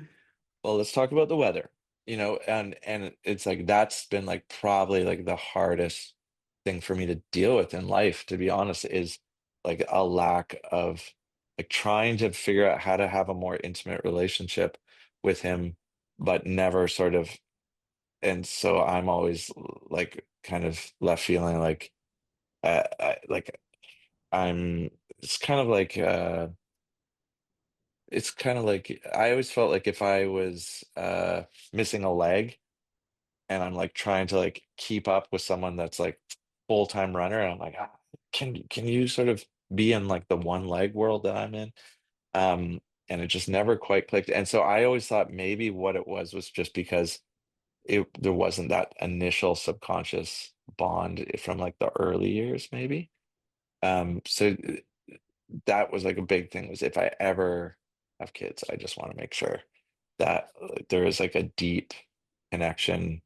And it doesn't necessarily have to mean everyone has a different idea of what a deep connection is, and like I do definitely have a connection with my dad for sure, but the kind that I want, I think, if that I knew I would want if I ever had kids was one where it would just, it's like embedded, it's embedded in my soul, it's embedded in their soul. Like they have like a blanket of safety going into the world, especially considering how fucked up the world is and is getting. And it's just like I think the greatest gift you can give somebody is a child would be just like a sense of just subconscious safety. You know what I mean?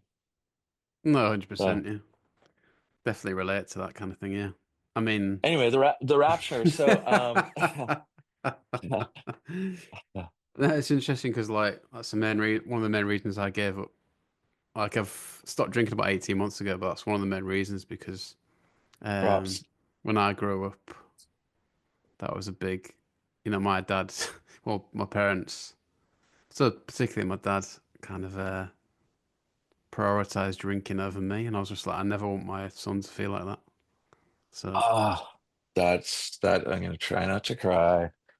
Oh, I also recently like got off of antidepressants, and I find when I hear something like that, it's just like my ability to like hold back tears is almost like completely atrophied. Like because you don't really cry when you're on antidepressants. At least I didn't, and I'd been on them for years, and then I finally got to a place where I was like, I think I can taper off of these, and it's working great. But um, yeah, when I think about like anything with parent-child relationship stuff, I find is just it's like the most heartbreaking or heartwarming thing there is in life, beyond relationships and romance and love, with your wife and stuff like that's up there, probably on par. But child parent relationships is like, oh, it's like a big thing. So all that to yeah, I say, mean, fucking A, good for you. That's sick. yeah, probably. I mean, I've made that sound more dramatic than it is, but it's just like, he's a decent dad in his own way, but kind of, those things that stay with you from childhood, where it's just like, I never want to be like that. Just one of Yeah, those and things. it's not something like you can learn how to cope with it, but you will always have that as the foundation of who you are.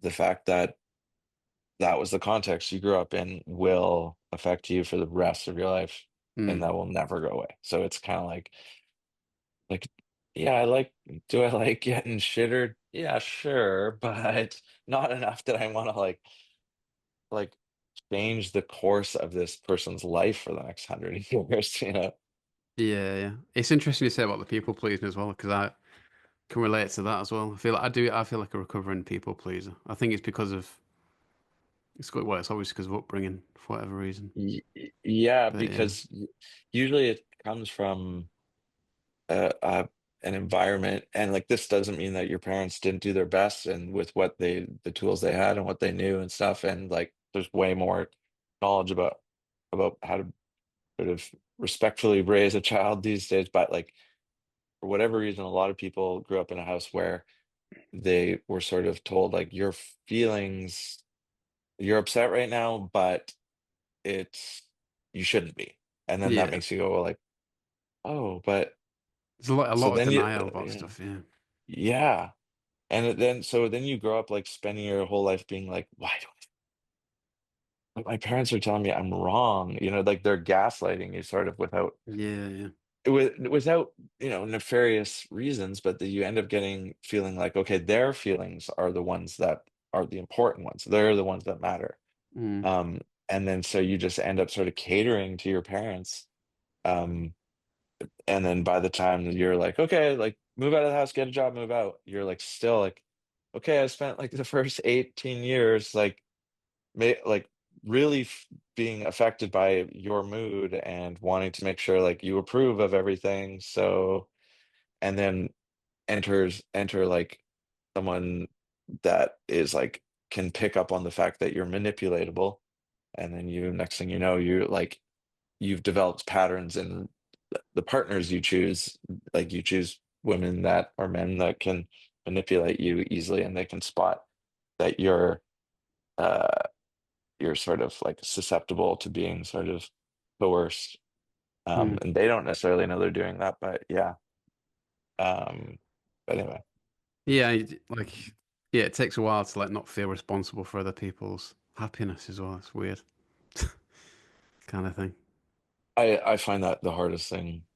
Even in Yeah. like just like yeah, I don't know, social situations back in the day, I just feel like I don't know, I feel so responsible for that. I don't know why. Yeah. Yeah. It's I've been talking about this exact thing, about that sort of that sense of guilt, like within the last couple weeks, especially.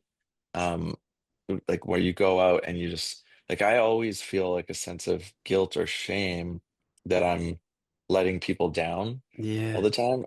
weird. And so and part of that is part of figuring that out initially is like, okay, I need to surround myself with people that won't um that maybe know that about me, or I can bring that up about me. Like I'm hypersensitive to like feeling like I'm disappointing you for some reason. So can we at least talk about that? And can you, respectfully keep that in mind and like communicate your same wants and needs, but with know that my default is to just like feel awful if I let you down, to like just be a bit easy about it, and I will actually think about it and process it.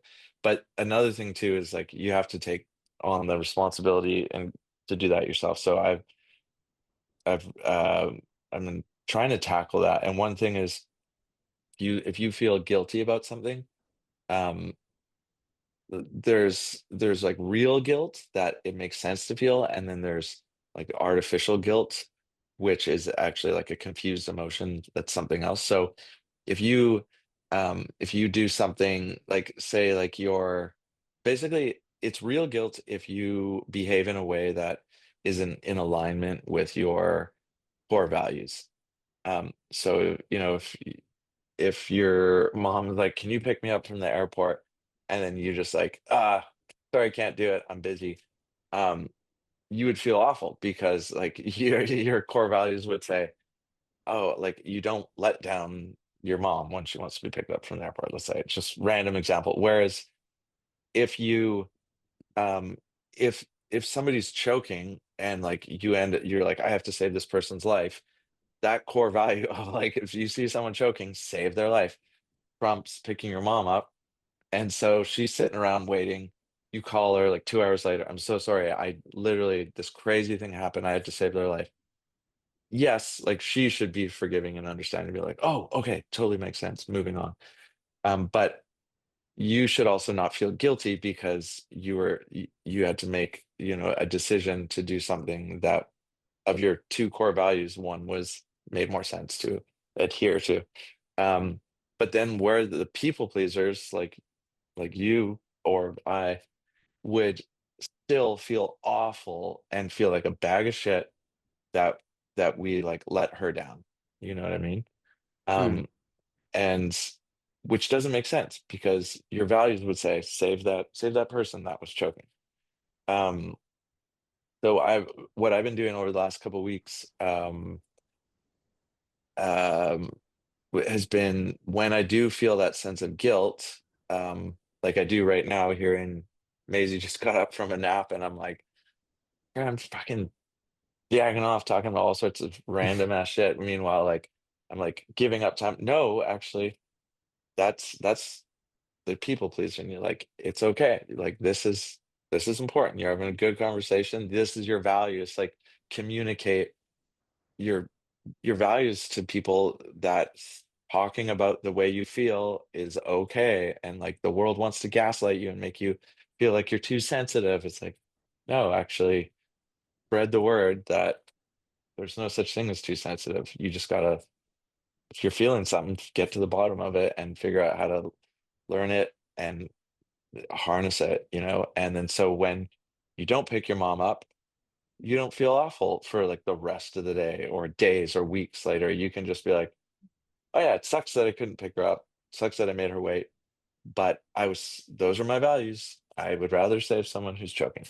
And then you're not bogged down by this weird background sense of shame and negativity. And I feel like I spent a lot of my life not kind of focusing in on why I feel bad about stuff, why I feel shameful about certain things. And I wish I had earlier, so I could have been like, yeah, maybe you feel bad right now, but stop and think about it. Should you actually feel bad? No, I shouldn't. I'm not a bad person. Okay, now let's move on with the day, you know? Yeah. No, I've got a lot better at it through the years, kind of thing. I Well, think the I've fact almost that you're gone. even talking about it is means you're gonna be a better dad probably than most, you know.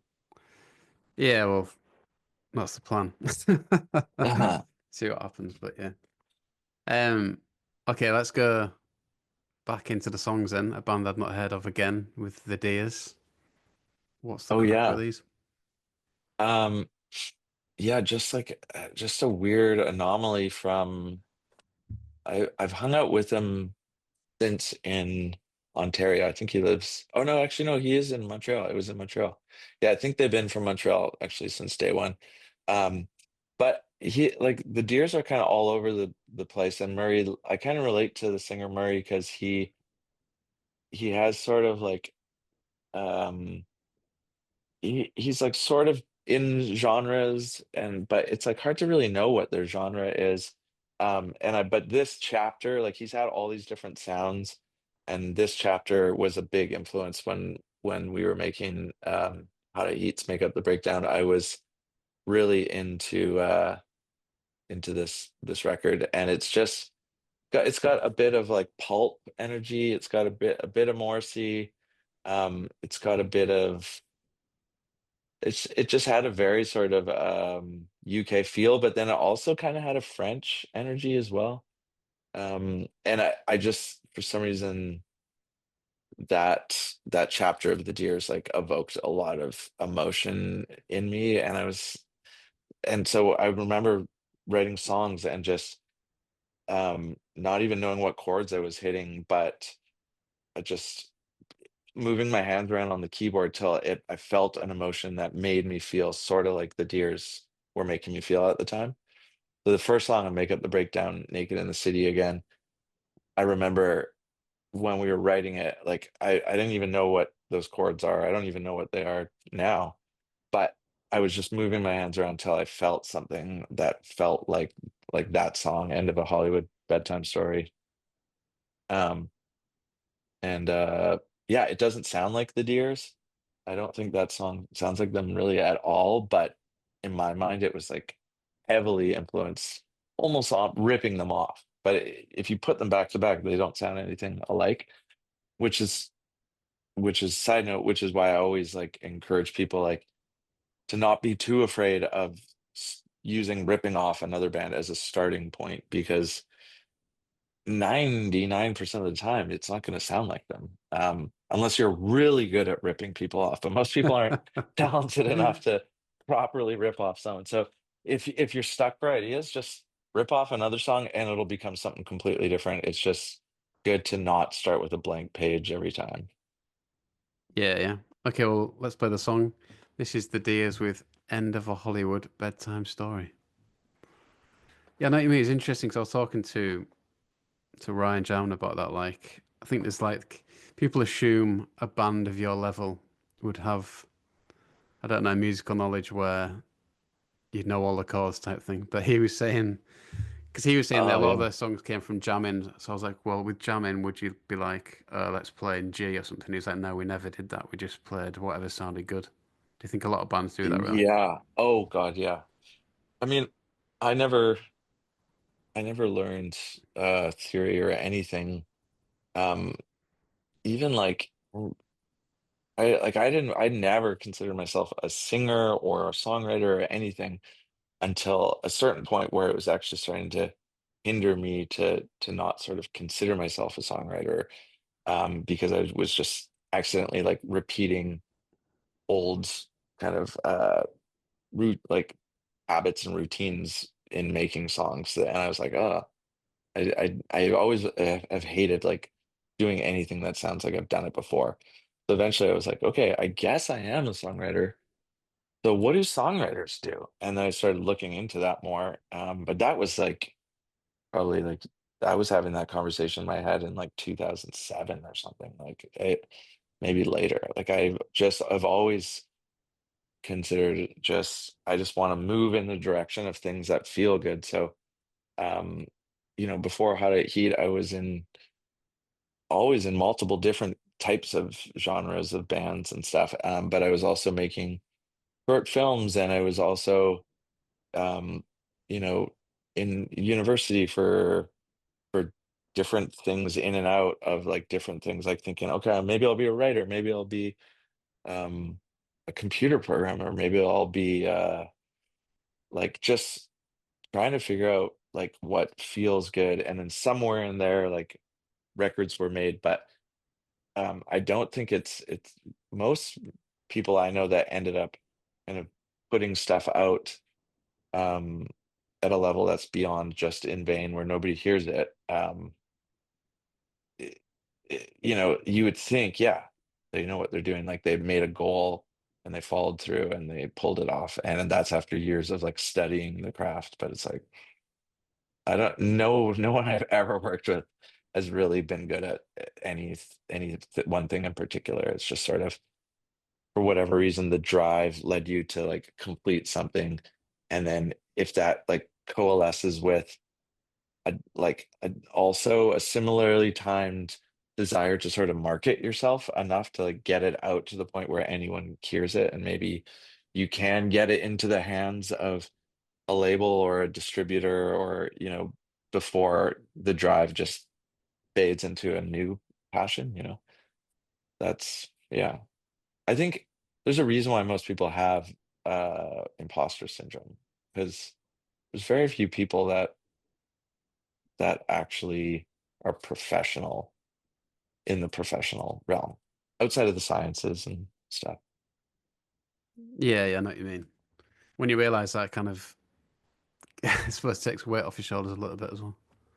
Yeah, oh, totally, totally. Yeah, the difference between just doing something in your bedroom that no one hears and then friggin' headlining Reading, it's like it's like like if people knew what a different, like there's no difference really, like between any of like the baby bands I've worked with and me. I just happened to at one point decide to like, okay, I'm sick of working my job. I want to do how to eat more. Like how do we make this a freaking job? And just like trying to like learn how to like be pro and just cobbling together things like that. Like, oh, maybe pro people do this. Like, did we like send off packages like to people? Like, what do you even do? I'm sure you could chat GPT it now, um, but yeah, even now my imposter syndrome is still like thriving. Like I making this solo record of mine, it's really been Drew is who's her just curiosity and trying to like enthusiasm about the concept of um she's like, just how does stuff get out? Like how do you put it out? Like how does this all work? And in my head I'm like, a like I'm bored of the music industry. I hate like the like routine of like album cycles and blah blah blah.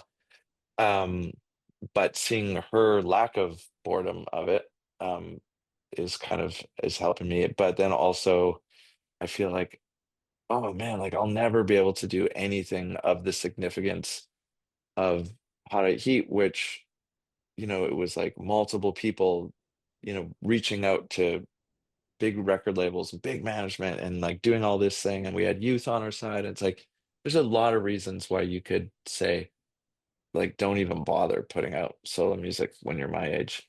um but if I turn off that voice and I remind myself, even in this conversation, like we were playing to nobody gave a crap about any of our other bands, and then just a couple little decisions that snowballed, and it's like boom, it's now we're doing that for like the next 15 years. So that really puts more like the pressure in just deciding what are you going to decide to make snowball. And I think at the time when I just was like, I'm gonna get pro with how to eat, I was able to dive full on into the decision to do that. Um, Whereas I think as you get older, it becomes harder to commit to one idea of what you're gonna do. You Hmm. know what I mean? Like I'm sure if you were like, I'm gonna do 22 grand pod, we're gonna be on the BBC or whatever. Like I'm just my mind just thinking like Alan Partridge, like immediately, like we're gonna be like Sunday nights in Norwich. No, but like whatever it's the committing to that. And then the decision of what you commit to is sort of based on where your self-esteem is at the time. And like I'd say my self-esteem is is like great in a handful of behind the scenes ways, but in terms of putting myself out to the public, it's like average at best. Yeah, fair Anyway, play. so yeah. I know what you mean. It's like, don't know. It's always excuses not to do it. It Yeah, would be yeah, nice to like exactly. kind of fantasize sometimes about having the freedom just to like go for it. But Well, yeah. I swear, like the go for it starts with flipping the switch in your head. And that's sort of that has been the hard thing for me with putting out putting out new music under my own name as opposed to it's easy to for me to fully flip the switch when it's somebody else's music. I'm like, oh, well, like they're like that's them. Like they deserve my respect. I'm gonna flip the switch like crazy for them. But then when it's me, I'm like, oh yeah, I mean I'll put it on a dimmer and like hope that like the dimmer gets accidentally nudged by Drew to like max.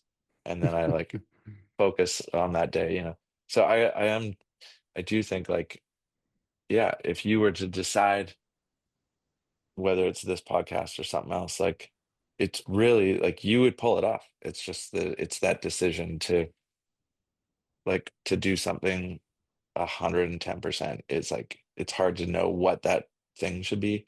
And if you have the self-esteem to justify it in your head that you deserve to give your thing 110%, that's the hard part. Yeah, I'm slowly like pushing it more and more, like kind of expanding it, which kind of like That's awesome. yeah, just like putting my face on camera and stuff like that. That's Which great. would be Yeah. ironic with this one because I don't think I'll be on it, but Oh, really? Oh, okay. Well, why not? You should be. I know, yeah, I And just you look like you're like 18. You look like you're at the beginning of your career. You'll be able to you could set up you could be like you could set up the next 40 years of your life, you know, if you decide to. yeah, yeah, I've just obviously got to factor in being the dad and all that as well. But like I say, I don't know. There's always excuses not to do things. Well, But there is always adoption. I'm sure someone yeah. would love Rory, is it? Yeah, yeah, well remembered, yeah. Yeah. Yeah, I'm sure someone will take him. Yeah. Yeah, I did want to mention about the new music because I was interested in one of the things you said on the Q&A about potential labels where you said you were weighing it up because basically these days you end up doing a lot of the work yourself anyway, even if you're on a label. What do you Yeah. mean by that type thing? Well, I mean, so a label is they're really just a few things. So they'll loan you money so that you can put your day job aside long enough to get an album done, and then maybe also have some money left over to like hire people to help you do it. Although these days more and more it's like it's almost like they expect you to just have time and have money to just give them like you're signing with us and you already have to have the album made, you know, how you paid for your expenses while you made it, how you paid to make it, that's on you. So it's like there's like less of an advance to live off of and make an album and more and the like that advance which used to be sort of the golden nugget or whatever the term is, the golden hot dog on the stick that they're dangling in front of you. That used to be the big alluring thing, but that has gone way down over the years because they just don't really make labels don't make as much money, so it makes sense. And then they have distribution, and that used to be the other big thing. It's like it's like, oh, they'll get you into to record stores, but now it's digital distribution anyway. Um, the one thing they do have is like extra money. Sometimes, if you're lucky, you sign a deal where they have money to do like there's like kind of a shady behind the scenes thing that I don't know a lot about, and maybe it's not shady. I don't know why I'm putting a negative spin on it. It's all good. Or maybe it's not. I don't know. But they would somehow your record would be at the front of the music pile at a record store. You know what I mean? So there's like, the bands where you have to go up to the clerk like, yeah, do you guys have blah blah blah? And they're like, oh yeah. And you look back and it's in the import section. So it's like $35. And there's one copy, or you can be, and that could be a band on, say, Warner Brothers but then you can be the band on Warner Brothers that you've become a top priority at that label. And so, like, the Cribs somehow are in the record store and they're like, at the back there in the import section. And then your band, because you're Linkin Park, is not only like at the front of the section, for your genre, but it's maybe at the front of the store, or it's behind the cash register, or it's on the window of the store. Like that was one thing that a label could do that was like a big deal. But because of Spotify, I think now that money's gone towards, there is a way to like appear more on Spotify, and digital platforms. So maybe a label could help you break through the noise in that sense. But then outside of that, like a lot of what a label is doing is going, hey, why aren't you posting more often? It's like whether you're independent or on a label, you have to do content. And so you have to figure out, how do I make content that I think um generates real fans, isn't just catering, isn't turning people off. Like you can get your numbers up if you do certain things, but then you turn off all the kind of people that might be fans for life, and I'm Hmm. like, I would rather just make sure that I always, if I put something online, like often I'll put stuff online where it's just like in a moment of not giving a crap, and I'm like, "Oh, I'll just post this dumb thing, like, and I'm stoked that I actually could be bothered." But as far as like conscious posting, I think it's good to, figure out a way to find a good relationship with yourself where you can figure out, for whatever reason, I like using this camera, I like filming in this spot. Like find a way to just have a pleasant relationship with it, with the process of sort of, I guess, like putting yourself out there. So that's like a personal journey. And a label's not going to give you that. All they're going to do is tell you to do it more often. Um, and then like Drew is like, well, maybe we should like get like a publicist, and stuff. I'm like, I haven't had really much luck with publicity unless it's on the highest tier, where you're like, okay, we have like a very high-end publicist that's connected, like placing our name in the ears of like major magazines, and stuff. But other than that, unless you can afford, or have access to like a massive publicist, you're basically doing like your own publicity anyway. And they're just asking, uh, for like, send us photos. Oh, you're in the studio right now. Send us videos of it in the studio. They're not going to edit it together for you. They're not going to put filters on it for you. They're not going to write a caption for you. And if they do any of those things, it will be incongruent with your vibe and your flavor, and you'll be bummed. And then that'll be one more reason why you're bummed about social media. So like you still have to like whenever I've had like publicists and stuff in recent years, it's basically just you still have to create the content, make it look the way you want, edit it the way you want, send it over to them with the caption you want.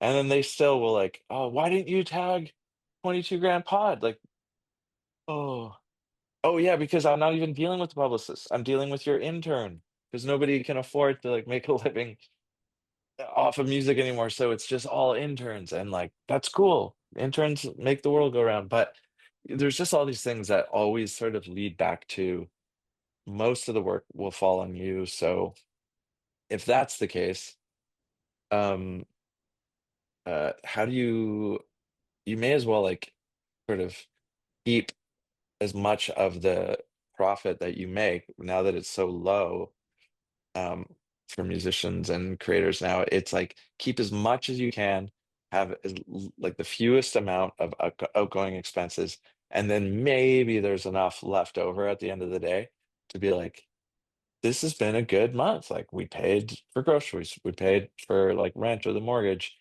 and I can justify saying no to this artist that wants me to like do their record, um, which would be insane to get that money, but then I'm like gobbled up for a year, you know?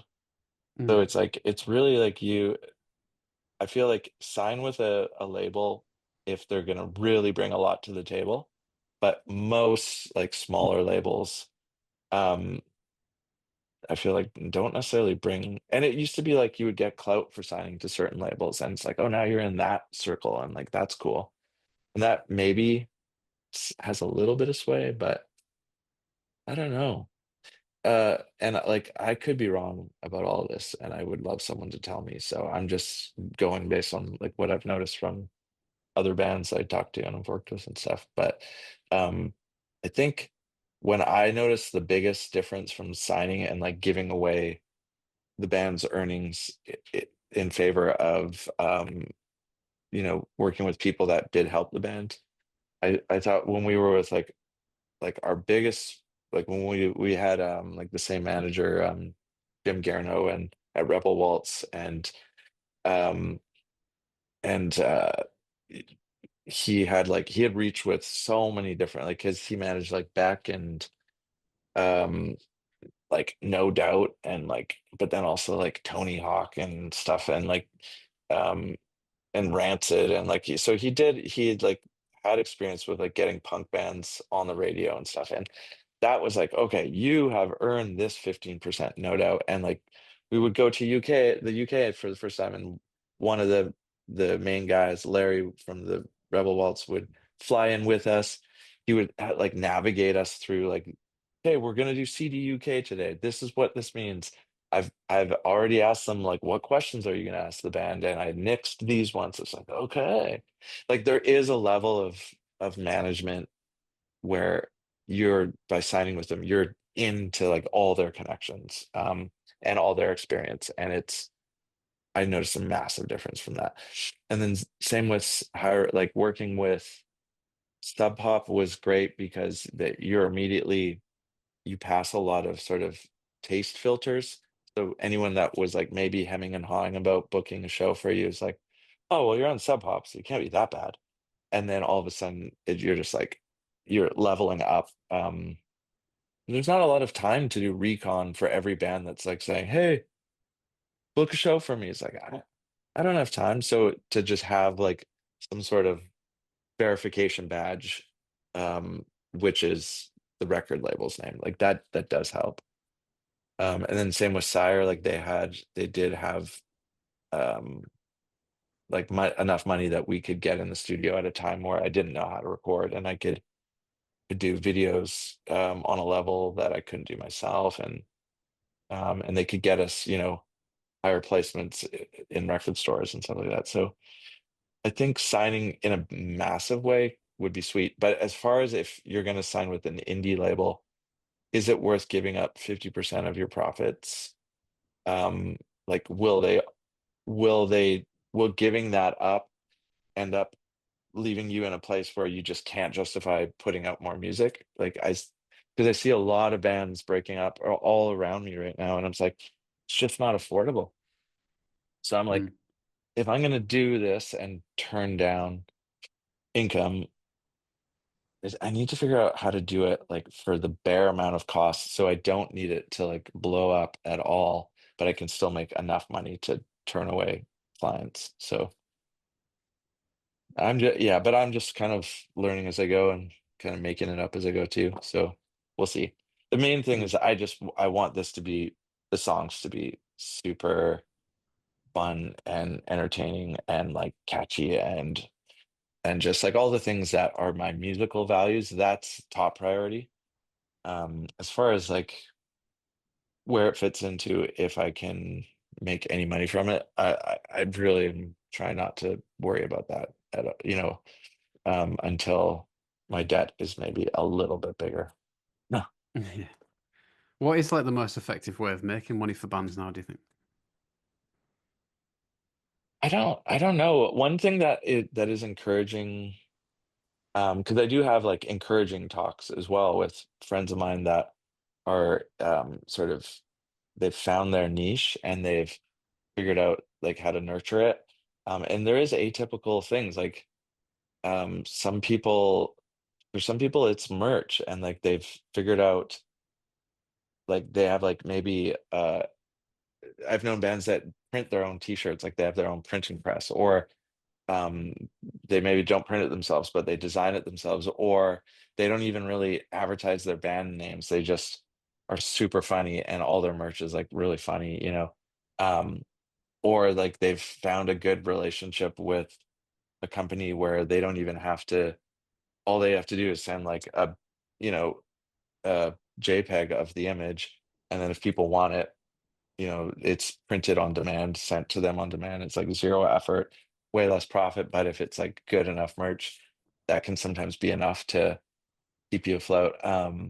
Or like I've got another friend of mine is he's doing a album that's only on vinyl. It's a limited run of vinyl. It won't be on Spotify. Um, and he has enough of a fan base that he's nurtured over the years. Um, that um yeah, that like if he sells like 100 copies, that would be, you know, at 75 bucks a vinyl. But if he's big enough that he might be able to sell even 1,000, so it's like that would he could then live off of that for a year and make like two more albums during that year, or you know, maybe take on some shows in Europe where he gets to like grow his fan base, you know, probably at no profit, but he's made that money from the vinyl from his rabid fans, you know. Like so there's all these different templates are poking out now, which I am inspired by. Also, I haven't looked into Patreon too much, but one friend of mine's on Patreon and he just does a song a month, and that and his Patreon's like I think they pay like I think it's pay what you want, maybe, or maybe it's like $5 a month or whatever.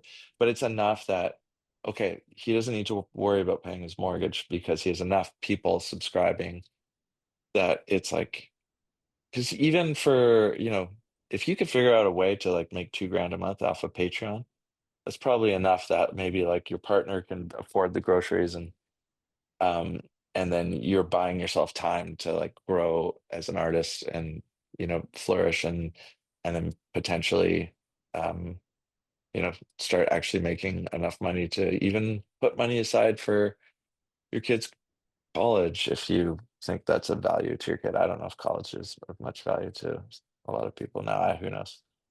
Um, Different topic, but No, it's interesting. Yeah, I always wondered why. I think Waves do that as well. You know, Nathan from Waves, he does a lot on Patreon. I wondered why more people didn't do that really. But I guess with the internet, it's always going to get leaked, I guess. But I don't know. well, yeah, and I think Potentially. that's part of well, with both those examples. So with the vinyl example where it's only on vinyl, not online, um, that kind of makes me sad that like, oh, you work your ass off and then it only like a small number of people have it. But maybe like his thing was like, I'm only going to spend 2 weeks making 10 songs for this record or whatever. It's like, so yeah, I'm losing 2 weeks worth of music that won't be on my Spotify catalog or legacy. But it then bought me enough time to then make more music that will be online that wouldn't have been online otherwise. And then same with the Patreon songs. What he does is um, the is he gives his fans a song a month, and then the best of those he may re-record or spruce up and put out as like an album version eventually. But um, I do like that idea.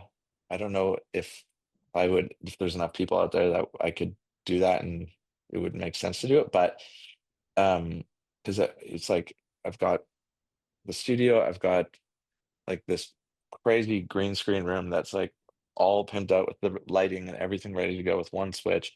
Um, and then I've got like all the different sort of rooms in the house where everything's mic'd up and ready to go. And it's like I could just be creating new music 24/7, and that is like my happy place.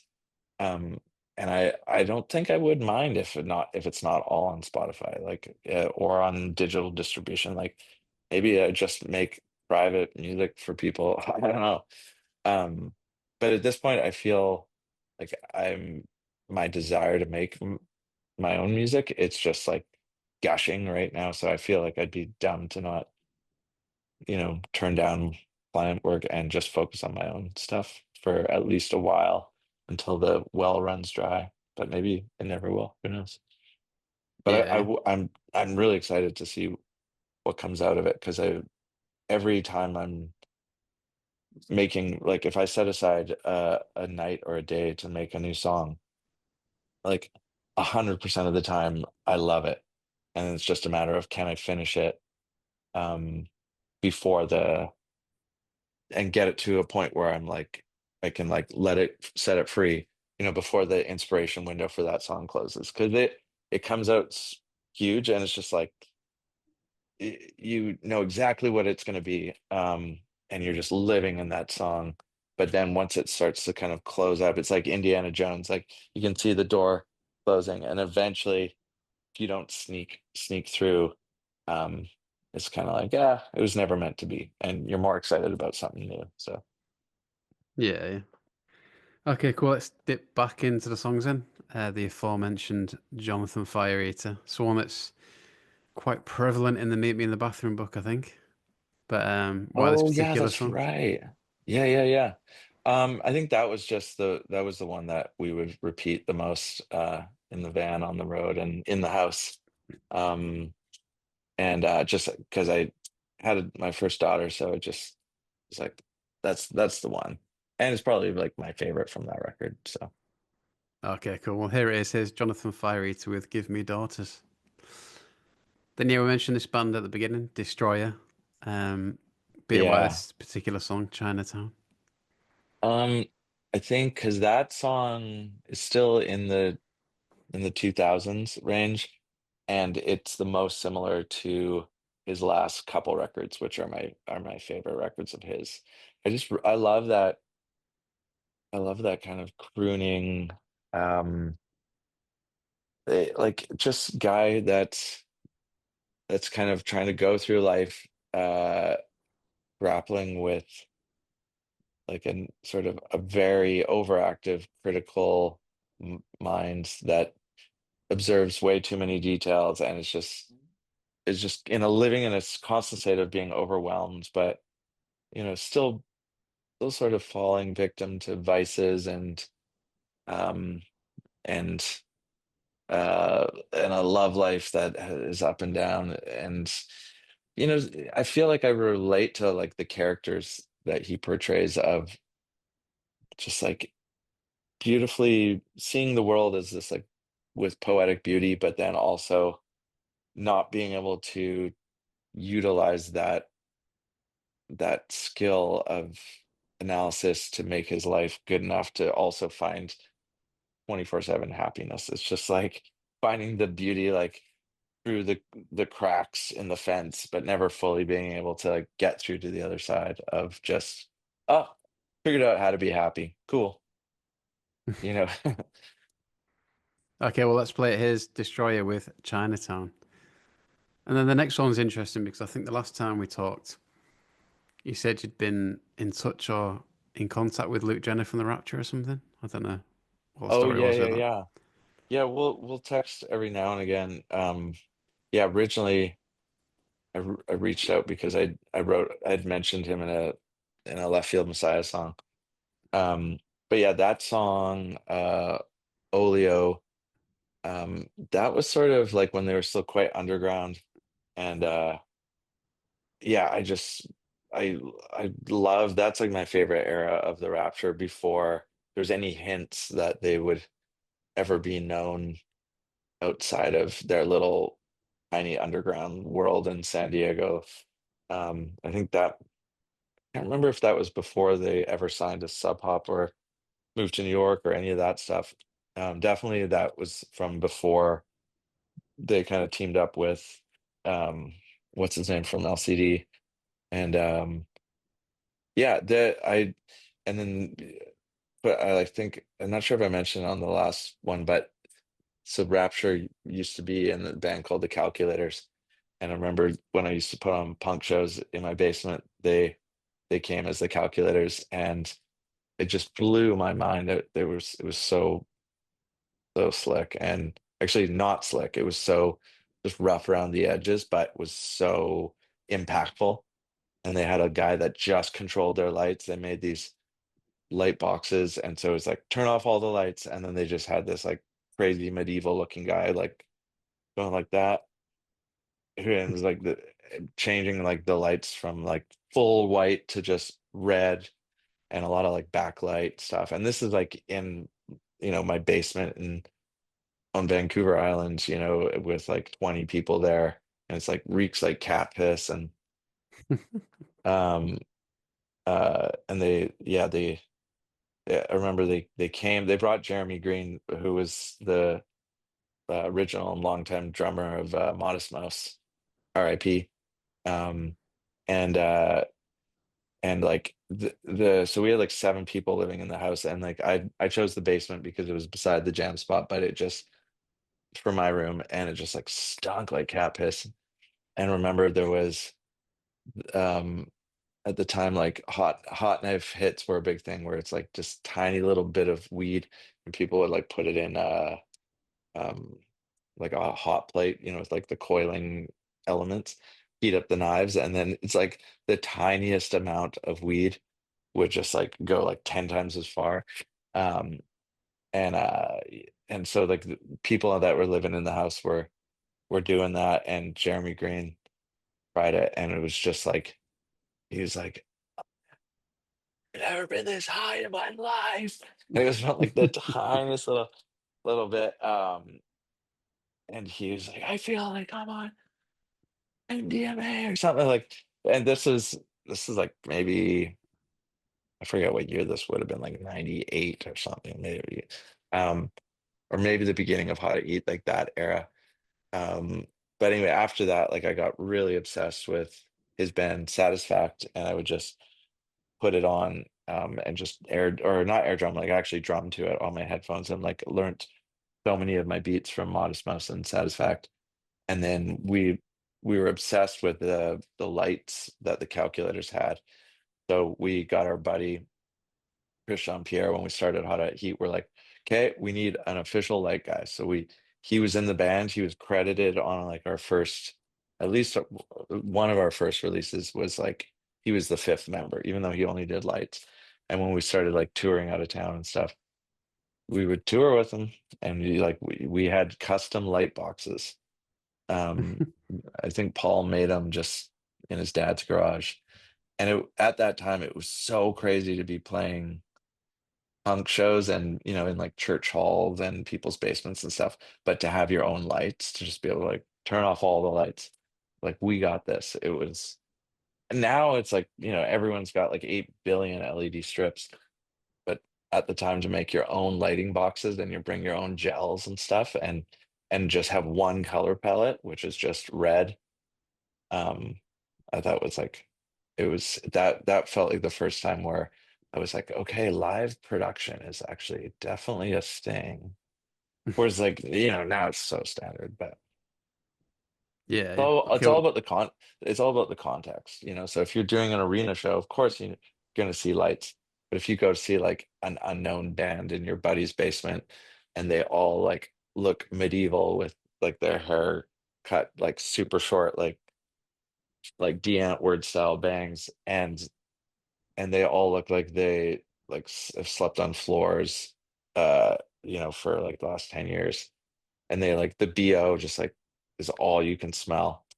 But they have like the craziest, most angular moves with lights going on and off, and just strobe lights.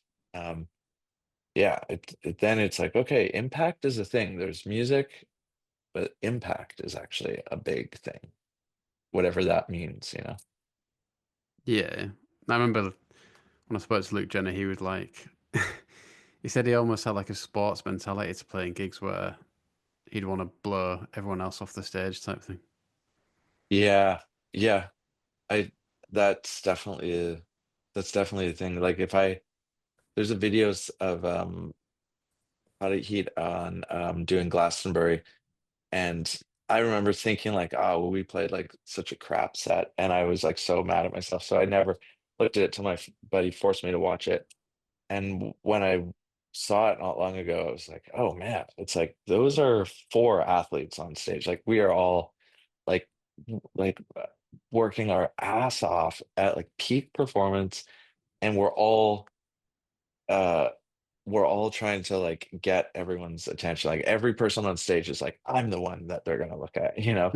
And even like when we did Letterman, like mo so many of the things we did just were before people uploaded stuff to the internet. So there's not a lot of like the late night TV stuff online, which I wish there was, just to show Maisie one day. But there's like the first time we did Letterman, um, uh, I just remember thinking like, oh man, like each person is like trying to like be the star of the band, and it's that's such a cool energy, you know, when you it's not it, like why does the singer have to be the star, you know? Like I remember with Interpol, like their original bass player Carlos D, he was uh he was the star of the band, you know. Yeah, yeah. You can be I've toured with bands where the star was the percussionist. Radio, was it Radio 4? No, Radio 1. What was the band? Why am I blanking on their name? There's a band called Radio Um 4, I think. Yeah. yeah, it was Radio 4. Yeah. Um and I think I get confused because they sounded very Gang of Four. But so we toured with them, and they had a percussionist that kind of was the star, like not necessarily critical to the songs being technically played live, but he made it seem like, oh yeah, you can't play without him. Like he's the star, you know? Yeah, I guess it's just finding like a dynamic that works, I guess. Yeah. And also kind of like not like being too overly self-conscious, and like I feel like I managed to accidentally stumble into not cringing myself out because I was just I didn't think of myself as like me performing. I just always looked at it like bird's eye view, looking down on the band. Like, what would I want to see? You know, what would make me not prefer to just go home and watch TV? Like, and I was like, whoever was this it was the singer on stage, like that wasn't me. That was somebody else. And so I felt like I could just do whatever.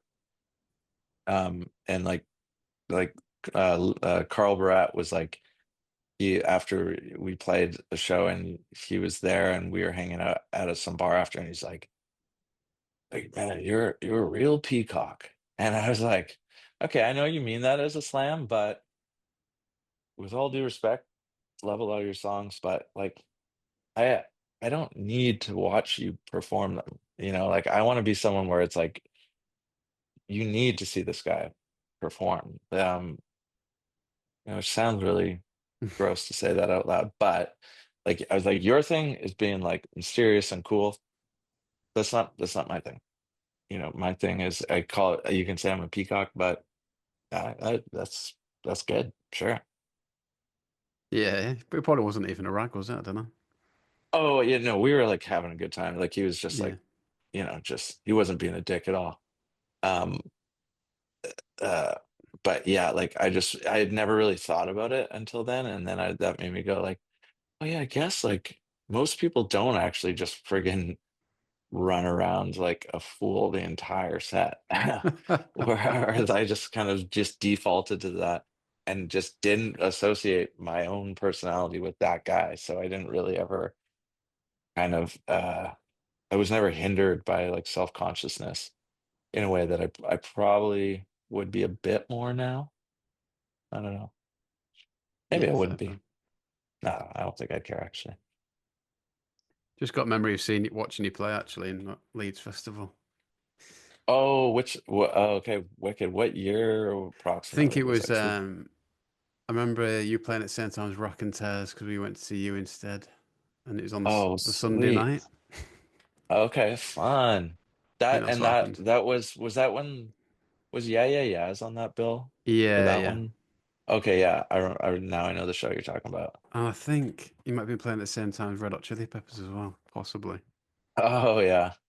We So probably that's didn't miss much. They're more of a recorded band than a live band. yeah, Although I'm they're doing sure a lot of saw a bit of them just doing like a lot of jamming on stage. yeah. I guess if you're a fan, like you're gonna love it, regardless. I was obsessed with Blood Sugar Sex Magic, and then I kind of then I was like, yeah, that record was so big in my life. And then after that, I was like, kind of they became a band for the people and not for like for me anymore. But that's Maybe chill. I got the years wrong there. I think it might have been. Um, I've got the years wrong. Wasn't Red I Hot Chili Peppers, but anyway, someone like that. I think it might have been Pearl Jam potentially. I don't know, but anyway. well, I'm just stoked that Will Ferrell has gone on to have such a great career in both fields. And Yeah, fair play. All right, let's go to your your last song. I'm not even introduced the Rapture yet, so let's play the Rapture first with Earlier, and then band you mentioned already, Modest Mouse. Why this particular song? what was it? Is that which one did I choose? Was it Cowboy Dan or oh no, Uh, Bankrupt on Selling? yeah, that's the one. Yeah. Yeah, that was another moment. I just remember lying in bed when I was uh, early, late teens, maybe, and just when I first moved out on my own, and just listening to that record. And for some reason, that song one night just hit me so hard. Like I really felt the emotion. Because as you evolve in life, you can look at the same records with different eyes. Like you can keep revisiting records and see different things highlighted. Um, and I was like, oh, I'd always thought of Modest Mouse as this guy that I had heard about who like would play shows on acid. Like he was that crazy. Um, and then I was like, oh wait, okay, there's actually some deeper emotion going on here. Um, and I was starting to feel something, and it was like I was listening to Elliott Smith, Either or, which is a great record as well, a lot around that time. But that's like music that it's written by an emotional guy that is very Elliott Smith was open about his sensitivities and his emotion, and he was trying to write songs that would hit you in a certain way, I think. Or at least he was aware that he was doing that. Whereas a band like Modest Mouse to trigger of an emotion in me and for me to not see it coming, and to like feel it in a way that maybe I was a bit more than I was sort of comfortable with admitting to myself at the time. Like just it, yeah, it was just a feeling basically in that song that always stuck with me, and it still sticks with me. And most of I don't think they've had any other songs that emotionally kind of hit me the way that one did. Um, and it's a really easy chord progression, so I would always just play it on guitar because I'm not much of a guitar player, but that was always my one of my like go-to downward C chord progressions. Okay, so let's Anyway, play it. yeah. Here's Modest Mouse with Bankrupt on Selling. Well, I've just realised, I just looked at the Leeds Festival thing, and Oh yeah. it was 2007, and it was Red Hot Chili Peppers that you played at the same time as, and we came to watch you. Oh, okay, sweet. Yeah. And then Yeah. I don't think Raconteurs was the next year, so I've got that wrong for some reason. Oh, the previous year, sorry. Anyway, Oh man, that was a fun time. There was so many bands. the I mean, I lineup's so guess good for those festivals around that time. yeah. Yeah, it's hard. I never know if I look back fondly at that period because that's just when music was particularly of importance to me, or if it was just a really good time for music. Yeah, that is Um, great. I think yeah. I feel like it was a really great time. And there's obviously still tons of great music every single day coming out, but I don't know, for whatever reason, I just feel like at that time it was like it was allowed and like cool. It was permitted to be make music, a certain kind of music, and it was very cool to make a certain kind of music. And then because music's always meant to just push push things and evolve and change and challenge everything. That's like the point of music is to culturally challenge everything really all the time.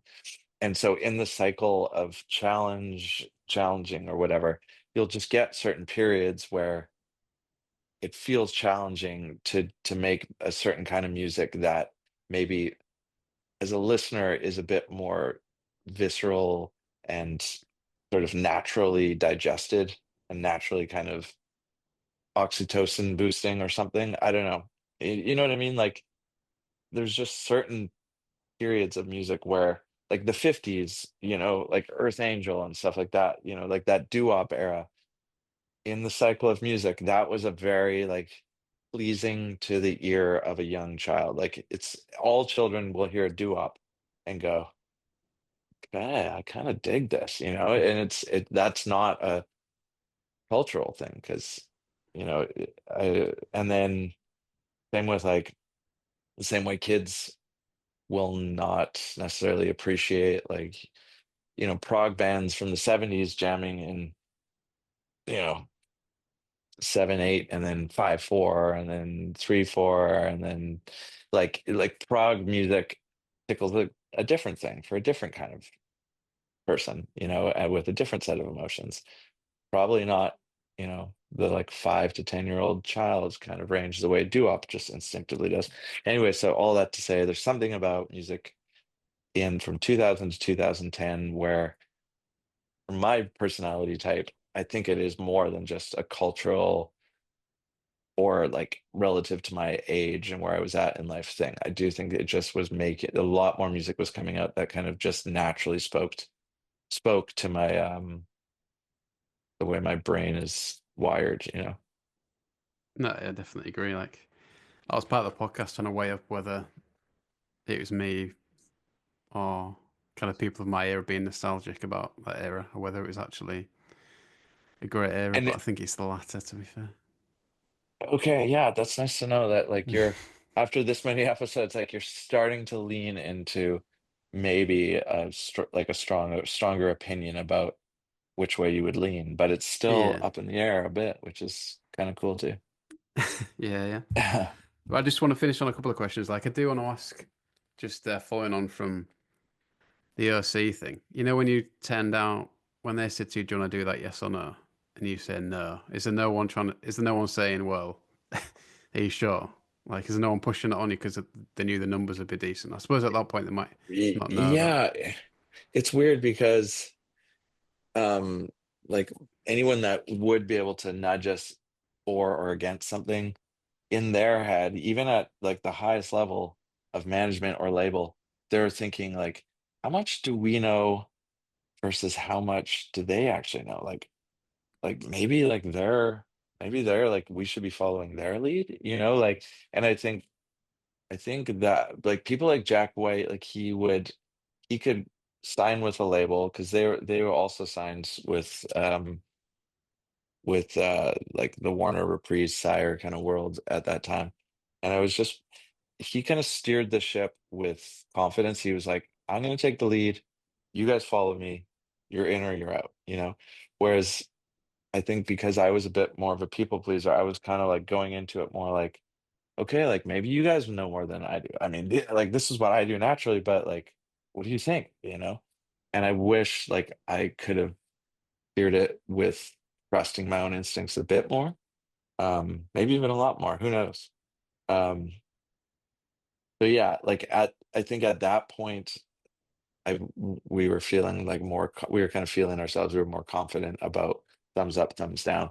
But we like I did stupid things. Like we were offered like a North American tour to open for Green Day, like a full arena North American tour, and I was like, no, no, not cool enough. Like what?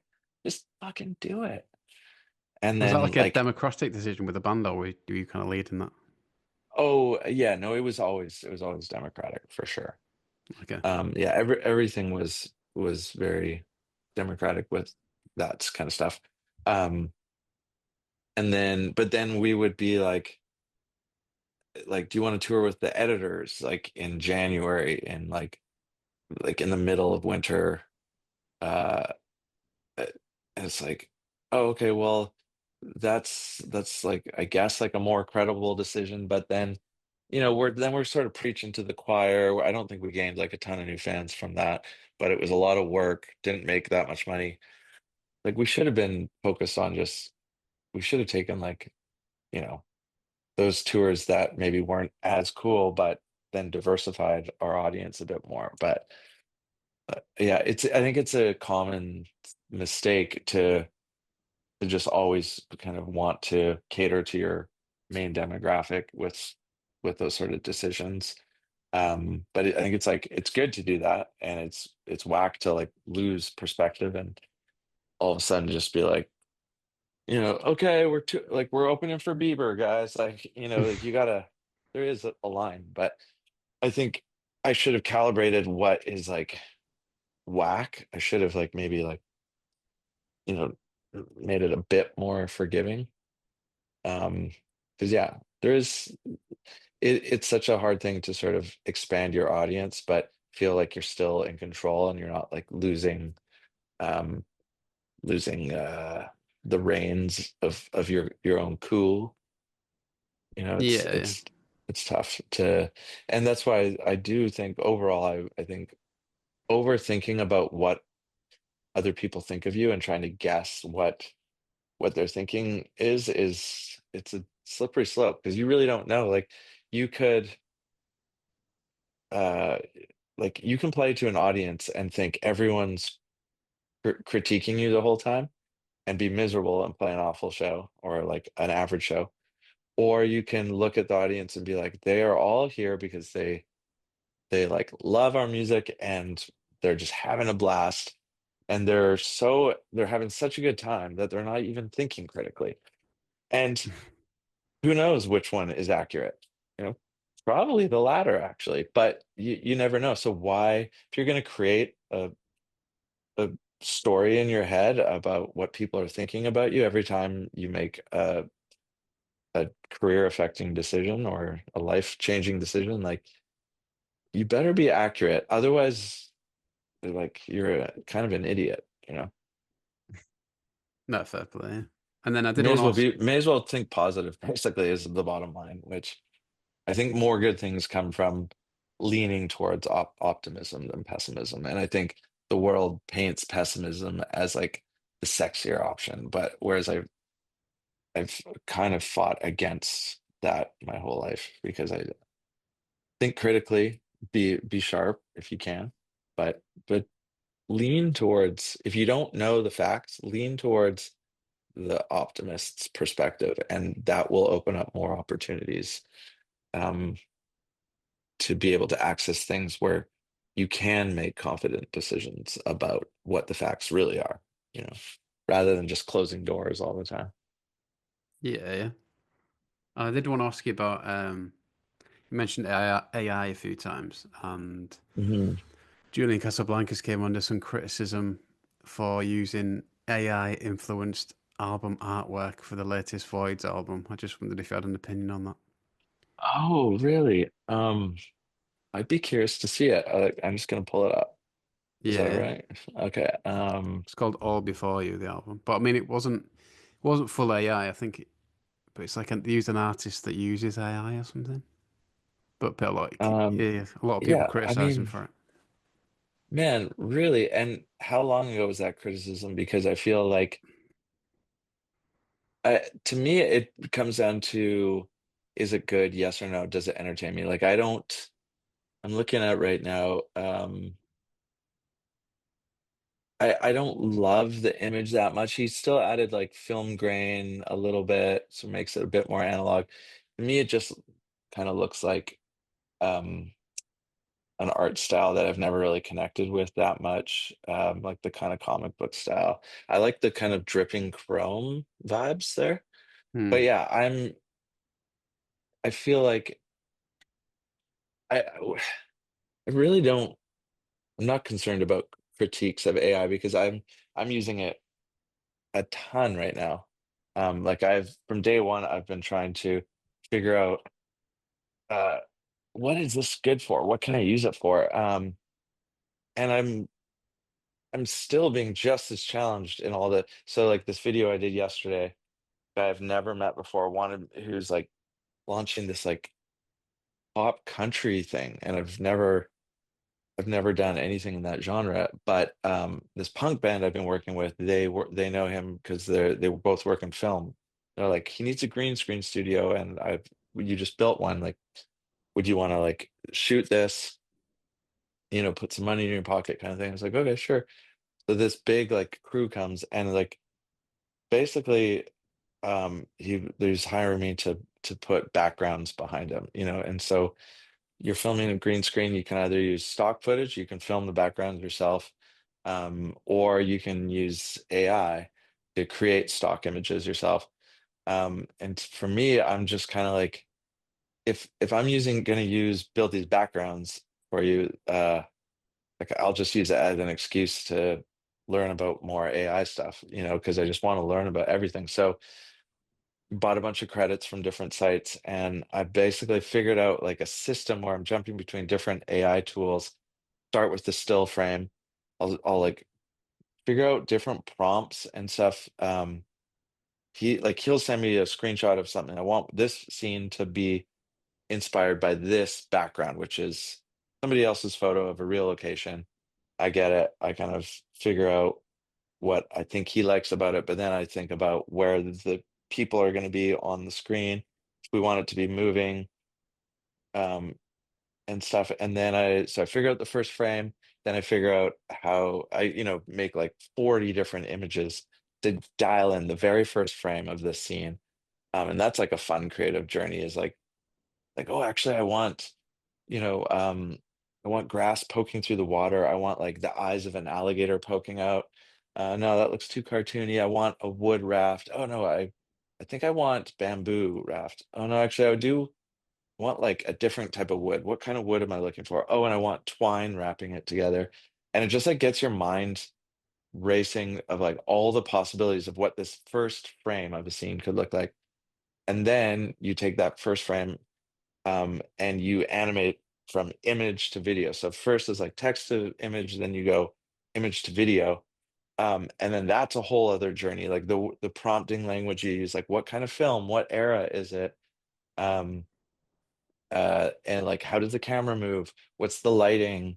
And the more you dial in that first image, like if the first image looks like it was shot on an iPhone 4 and you go image to video, it's going to look like an iPhone 4 video, which is kind of crazy. Or if the first image looks like that Julian Casablancas art, it'll probably make like an anime kind of movie and stuff. But the ways that it can go wrong at every one of those stages is like there's so many things that can be not right about it and wrong about it. So just being tasked to do this random country video, I've just gone down the rabbit hole this past week trying to figure out how do I make these snippets, and also they're always 10 seconds long, and the apps I've been paying for, you can't extend that. So now I'm like, how do I extend the video beyond 10 seconds?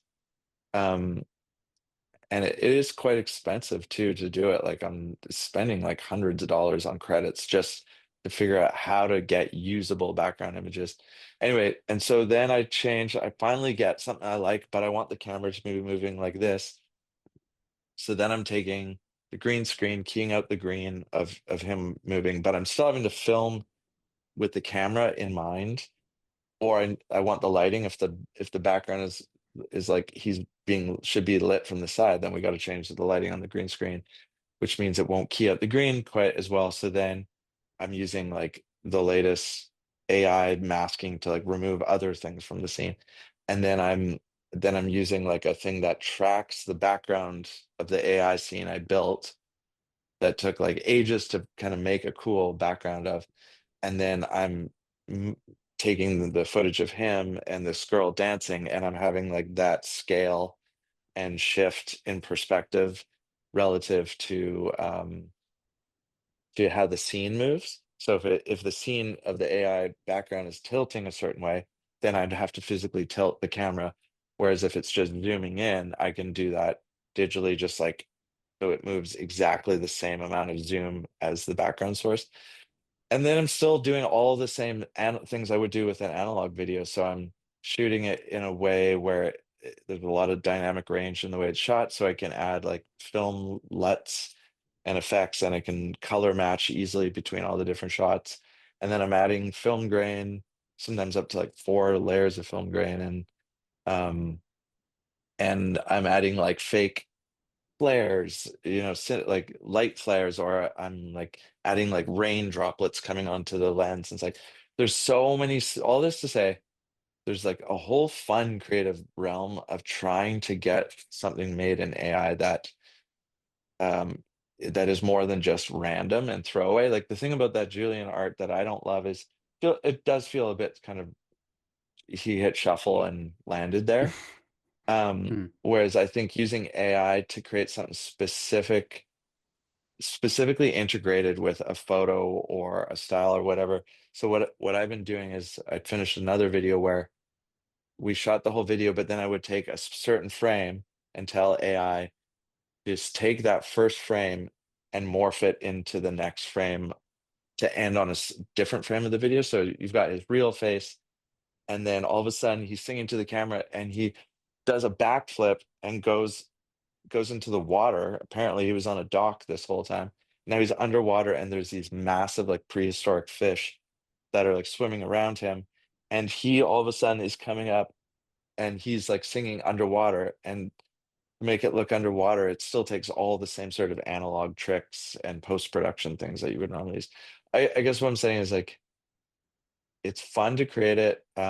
And there's still a ton of analog things you need to know about lenses and lighting and dynamic range and compression and file size and like even just figuring out I added so much detail to this one video this past month that it looks like crap every time I did a test upload to YouTube. So I spent like a full day on ChatGPT, um, just like asking it questions and telling it to remember certain things so that whenever it answers, it knows I'm using this program on this date.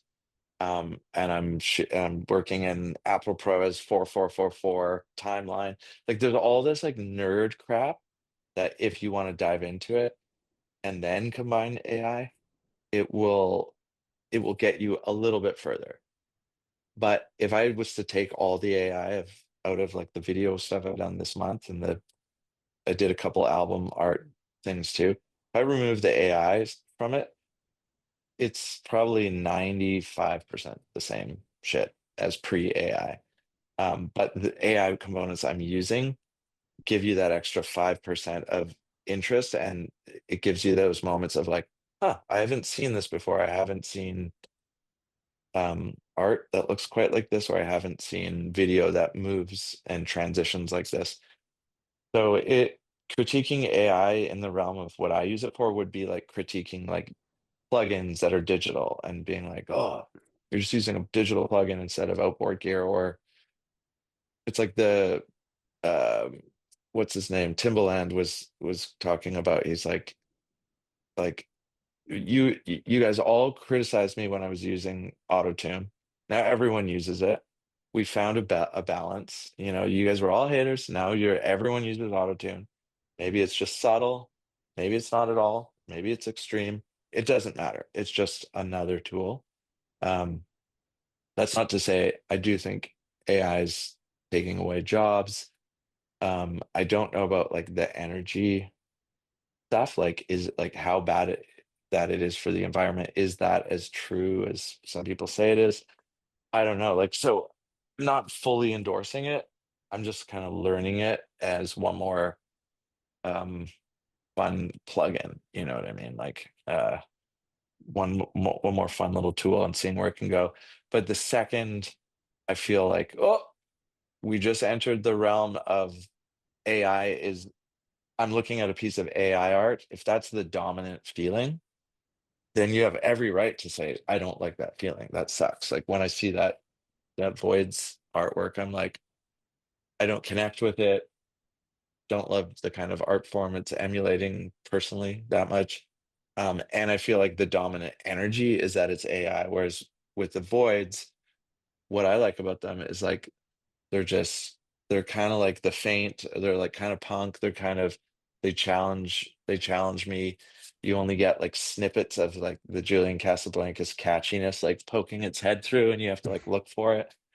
Um, Whereas that I seeing that art, my first impression is just it's too much of one feeling all at once. It's jarring. I'm like, oh, this isn't congruent with what I like about the Void's previous, even their old website. Like I would enjoy more than this, like I like that like VCR grain stuff, but you want to keep pushing it. And I love how he always references my favorite period of which is like pre-AIDS, mid-cocaine, like 80s, like Ferrari Testarossa energy,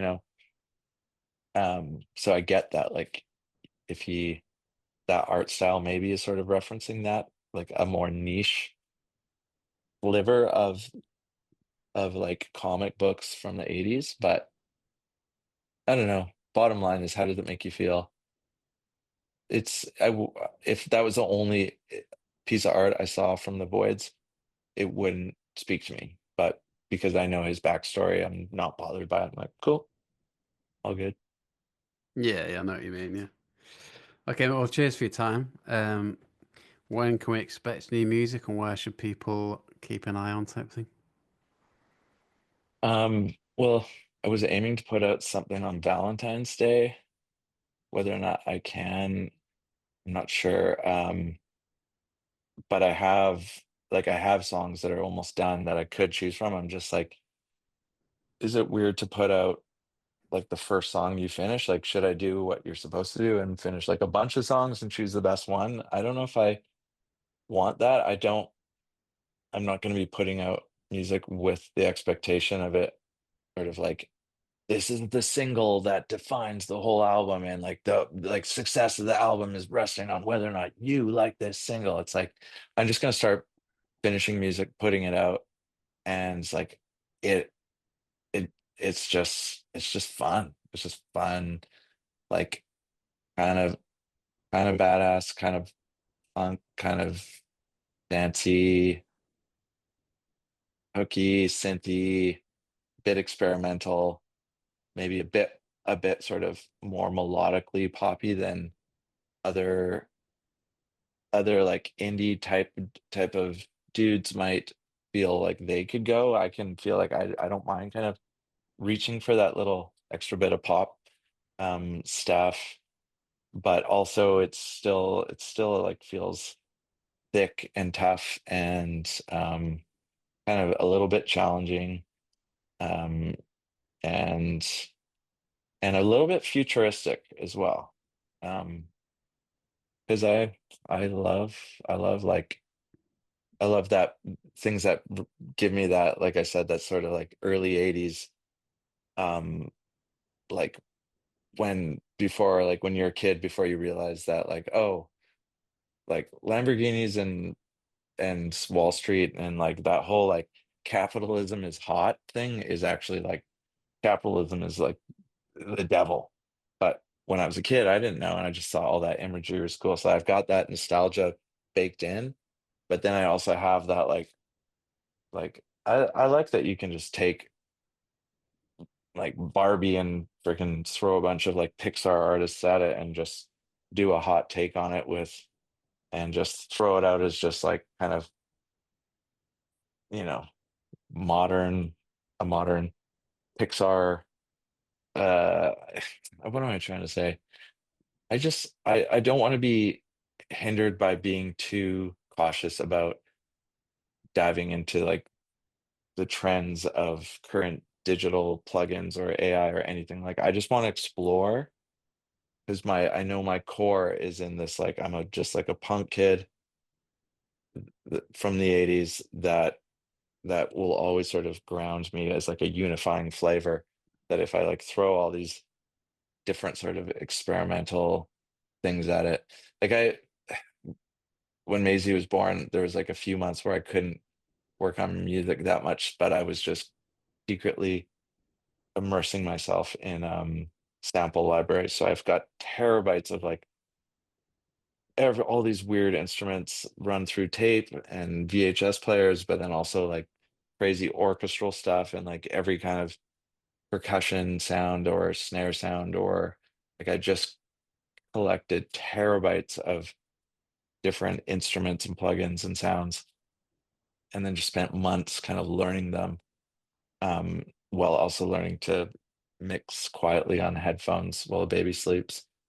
Um, and then now I'm like in this place where I'm a million miles away from the kind of music I thought I would make, but it sounds like I feel like what you would expect other people, what I would expect other people think I'm going to give them. So it's not that crazy, but to me it feels also challenging and fresh. So I don't know.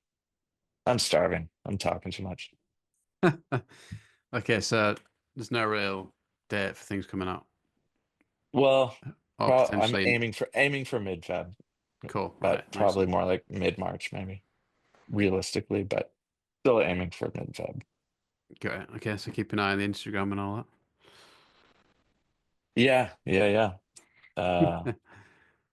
Side note, no, you know what? I won't open up a new topic. I was going to bring up the whole TikTok thing, but that'll just get me angry about politics. So, Is okay. it still working in Canada? Yeah. Working everywhere. They only shut it down Is it? for a second to make Trump Right. seem like he saved the day. It's just the the right wing is taken over as the dominant media um controllers of media now. It's just Facebook is controlled by the right wing, TikTok's controlled by the right wing. I guess Instagram is essentially because of the Facebook thing. And for some reason, yeah, the right wing kind of news media that is taking over the States is like trickling into Canada bit by bit. It's a weird time. Um and I can't like the fact that people can see past Trump being a rapist. I'm like today's the inauguration day and I'm just like kind of like especially when you have a daughter like the amount of women that are raped or assaulted and only 2% ever even like have any sort of repercussion from it legally. And then he's just like a known rapist, and everyone's like, "Yeah, it's chill because it might benefit me somehow." So I'm just like, today's a particularly rage-filled day because of the Yeah. inauguration event and like musicians being like, "Yeah, actually, you know what? Yeah, we'll play it." It's like, what? You guys, he's a rapist. Like, do you not have women in your life? Like, anyway, Yeah, I was that's catching up just on yeah. the crypto thing as well. Like he's releasing meme coins and stuff like that. Basically Oh just yeah, preying on like yeah. poor people basically. Yeah, and It's he just mad. he like his value went up to like 40 to 60 billion or something like that. And then everyone bought in, tanked within a day.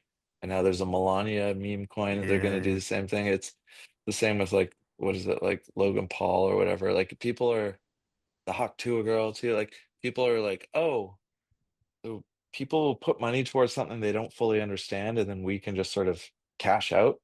Uh, Yeah. and they have to just sort of react to like the value of what they just bought going down.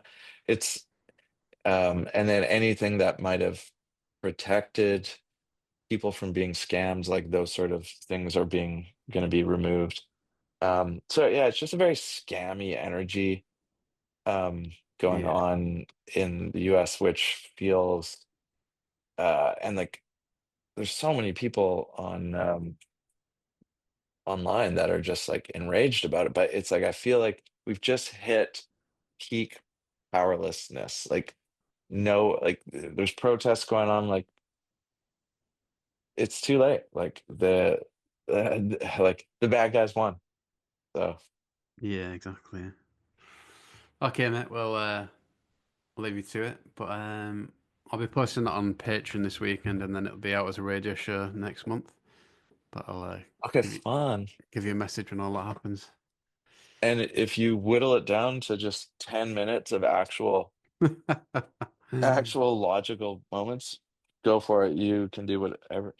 You can cobble it into a meme coin even. But thanks for letting me rabbit hole with you. Yeah, I think you're a great chill energy, and it's rare to sort of get that luxury of someone that is chill and wants to just is down to like listen and nudge. But yeah, like you're good at sort of directing things, um but also just being very receptive, and like it's a warm zone to chat. So I appreciate it. Ah, nice one, man. I appreciate that. Just enjoy it, Uh, basically.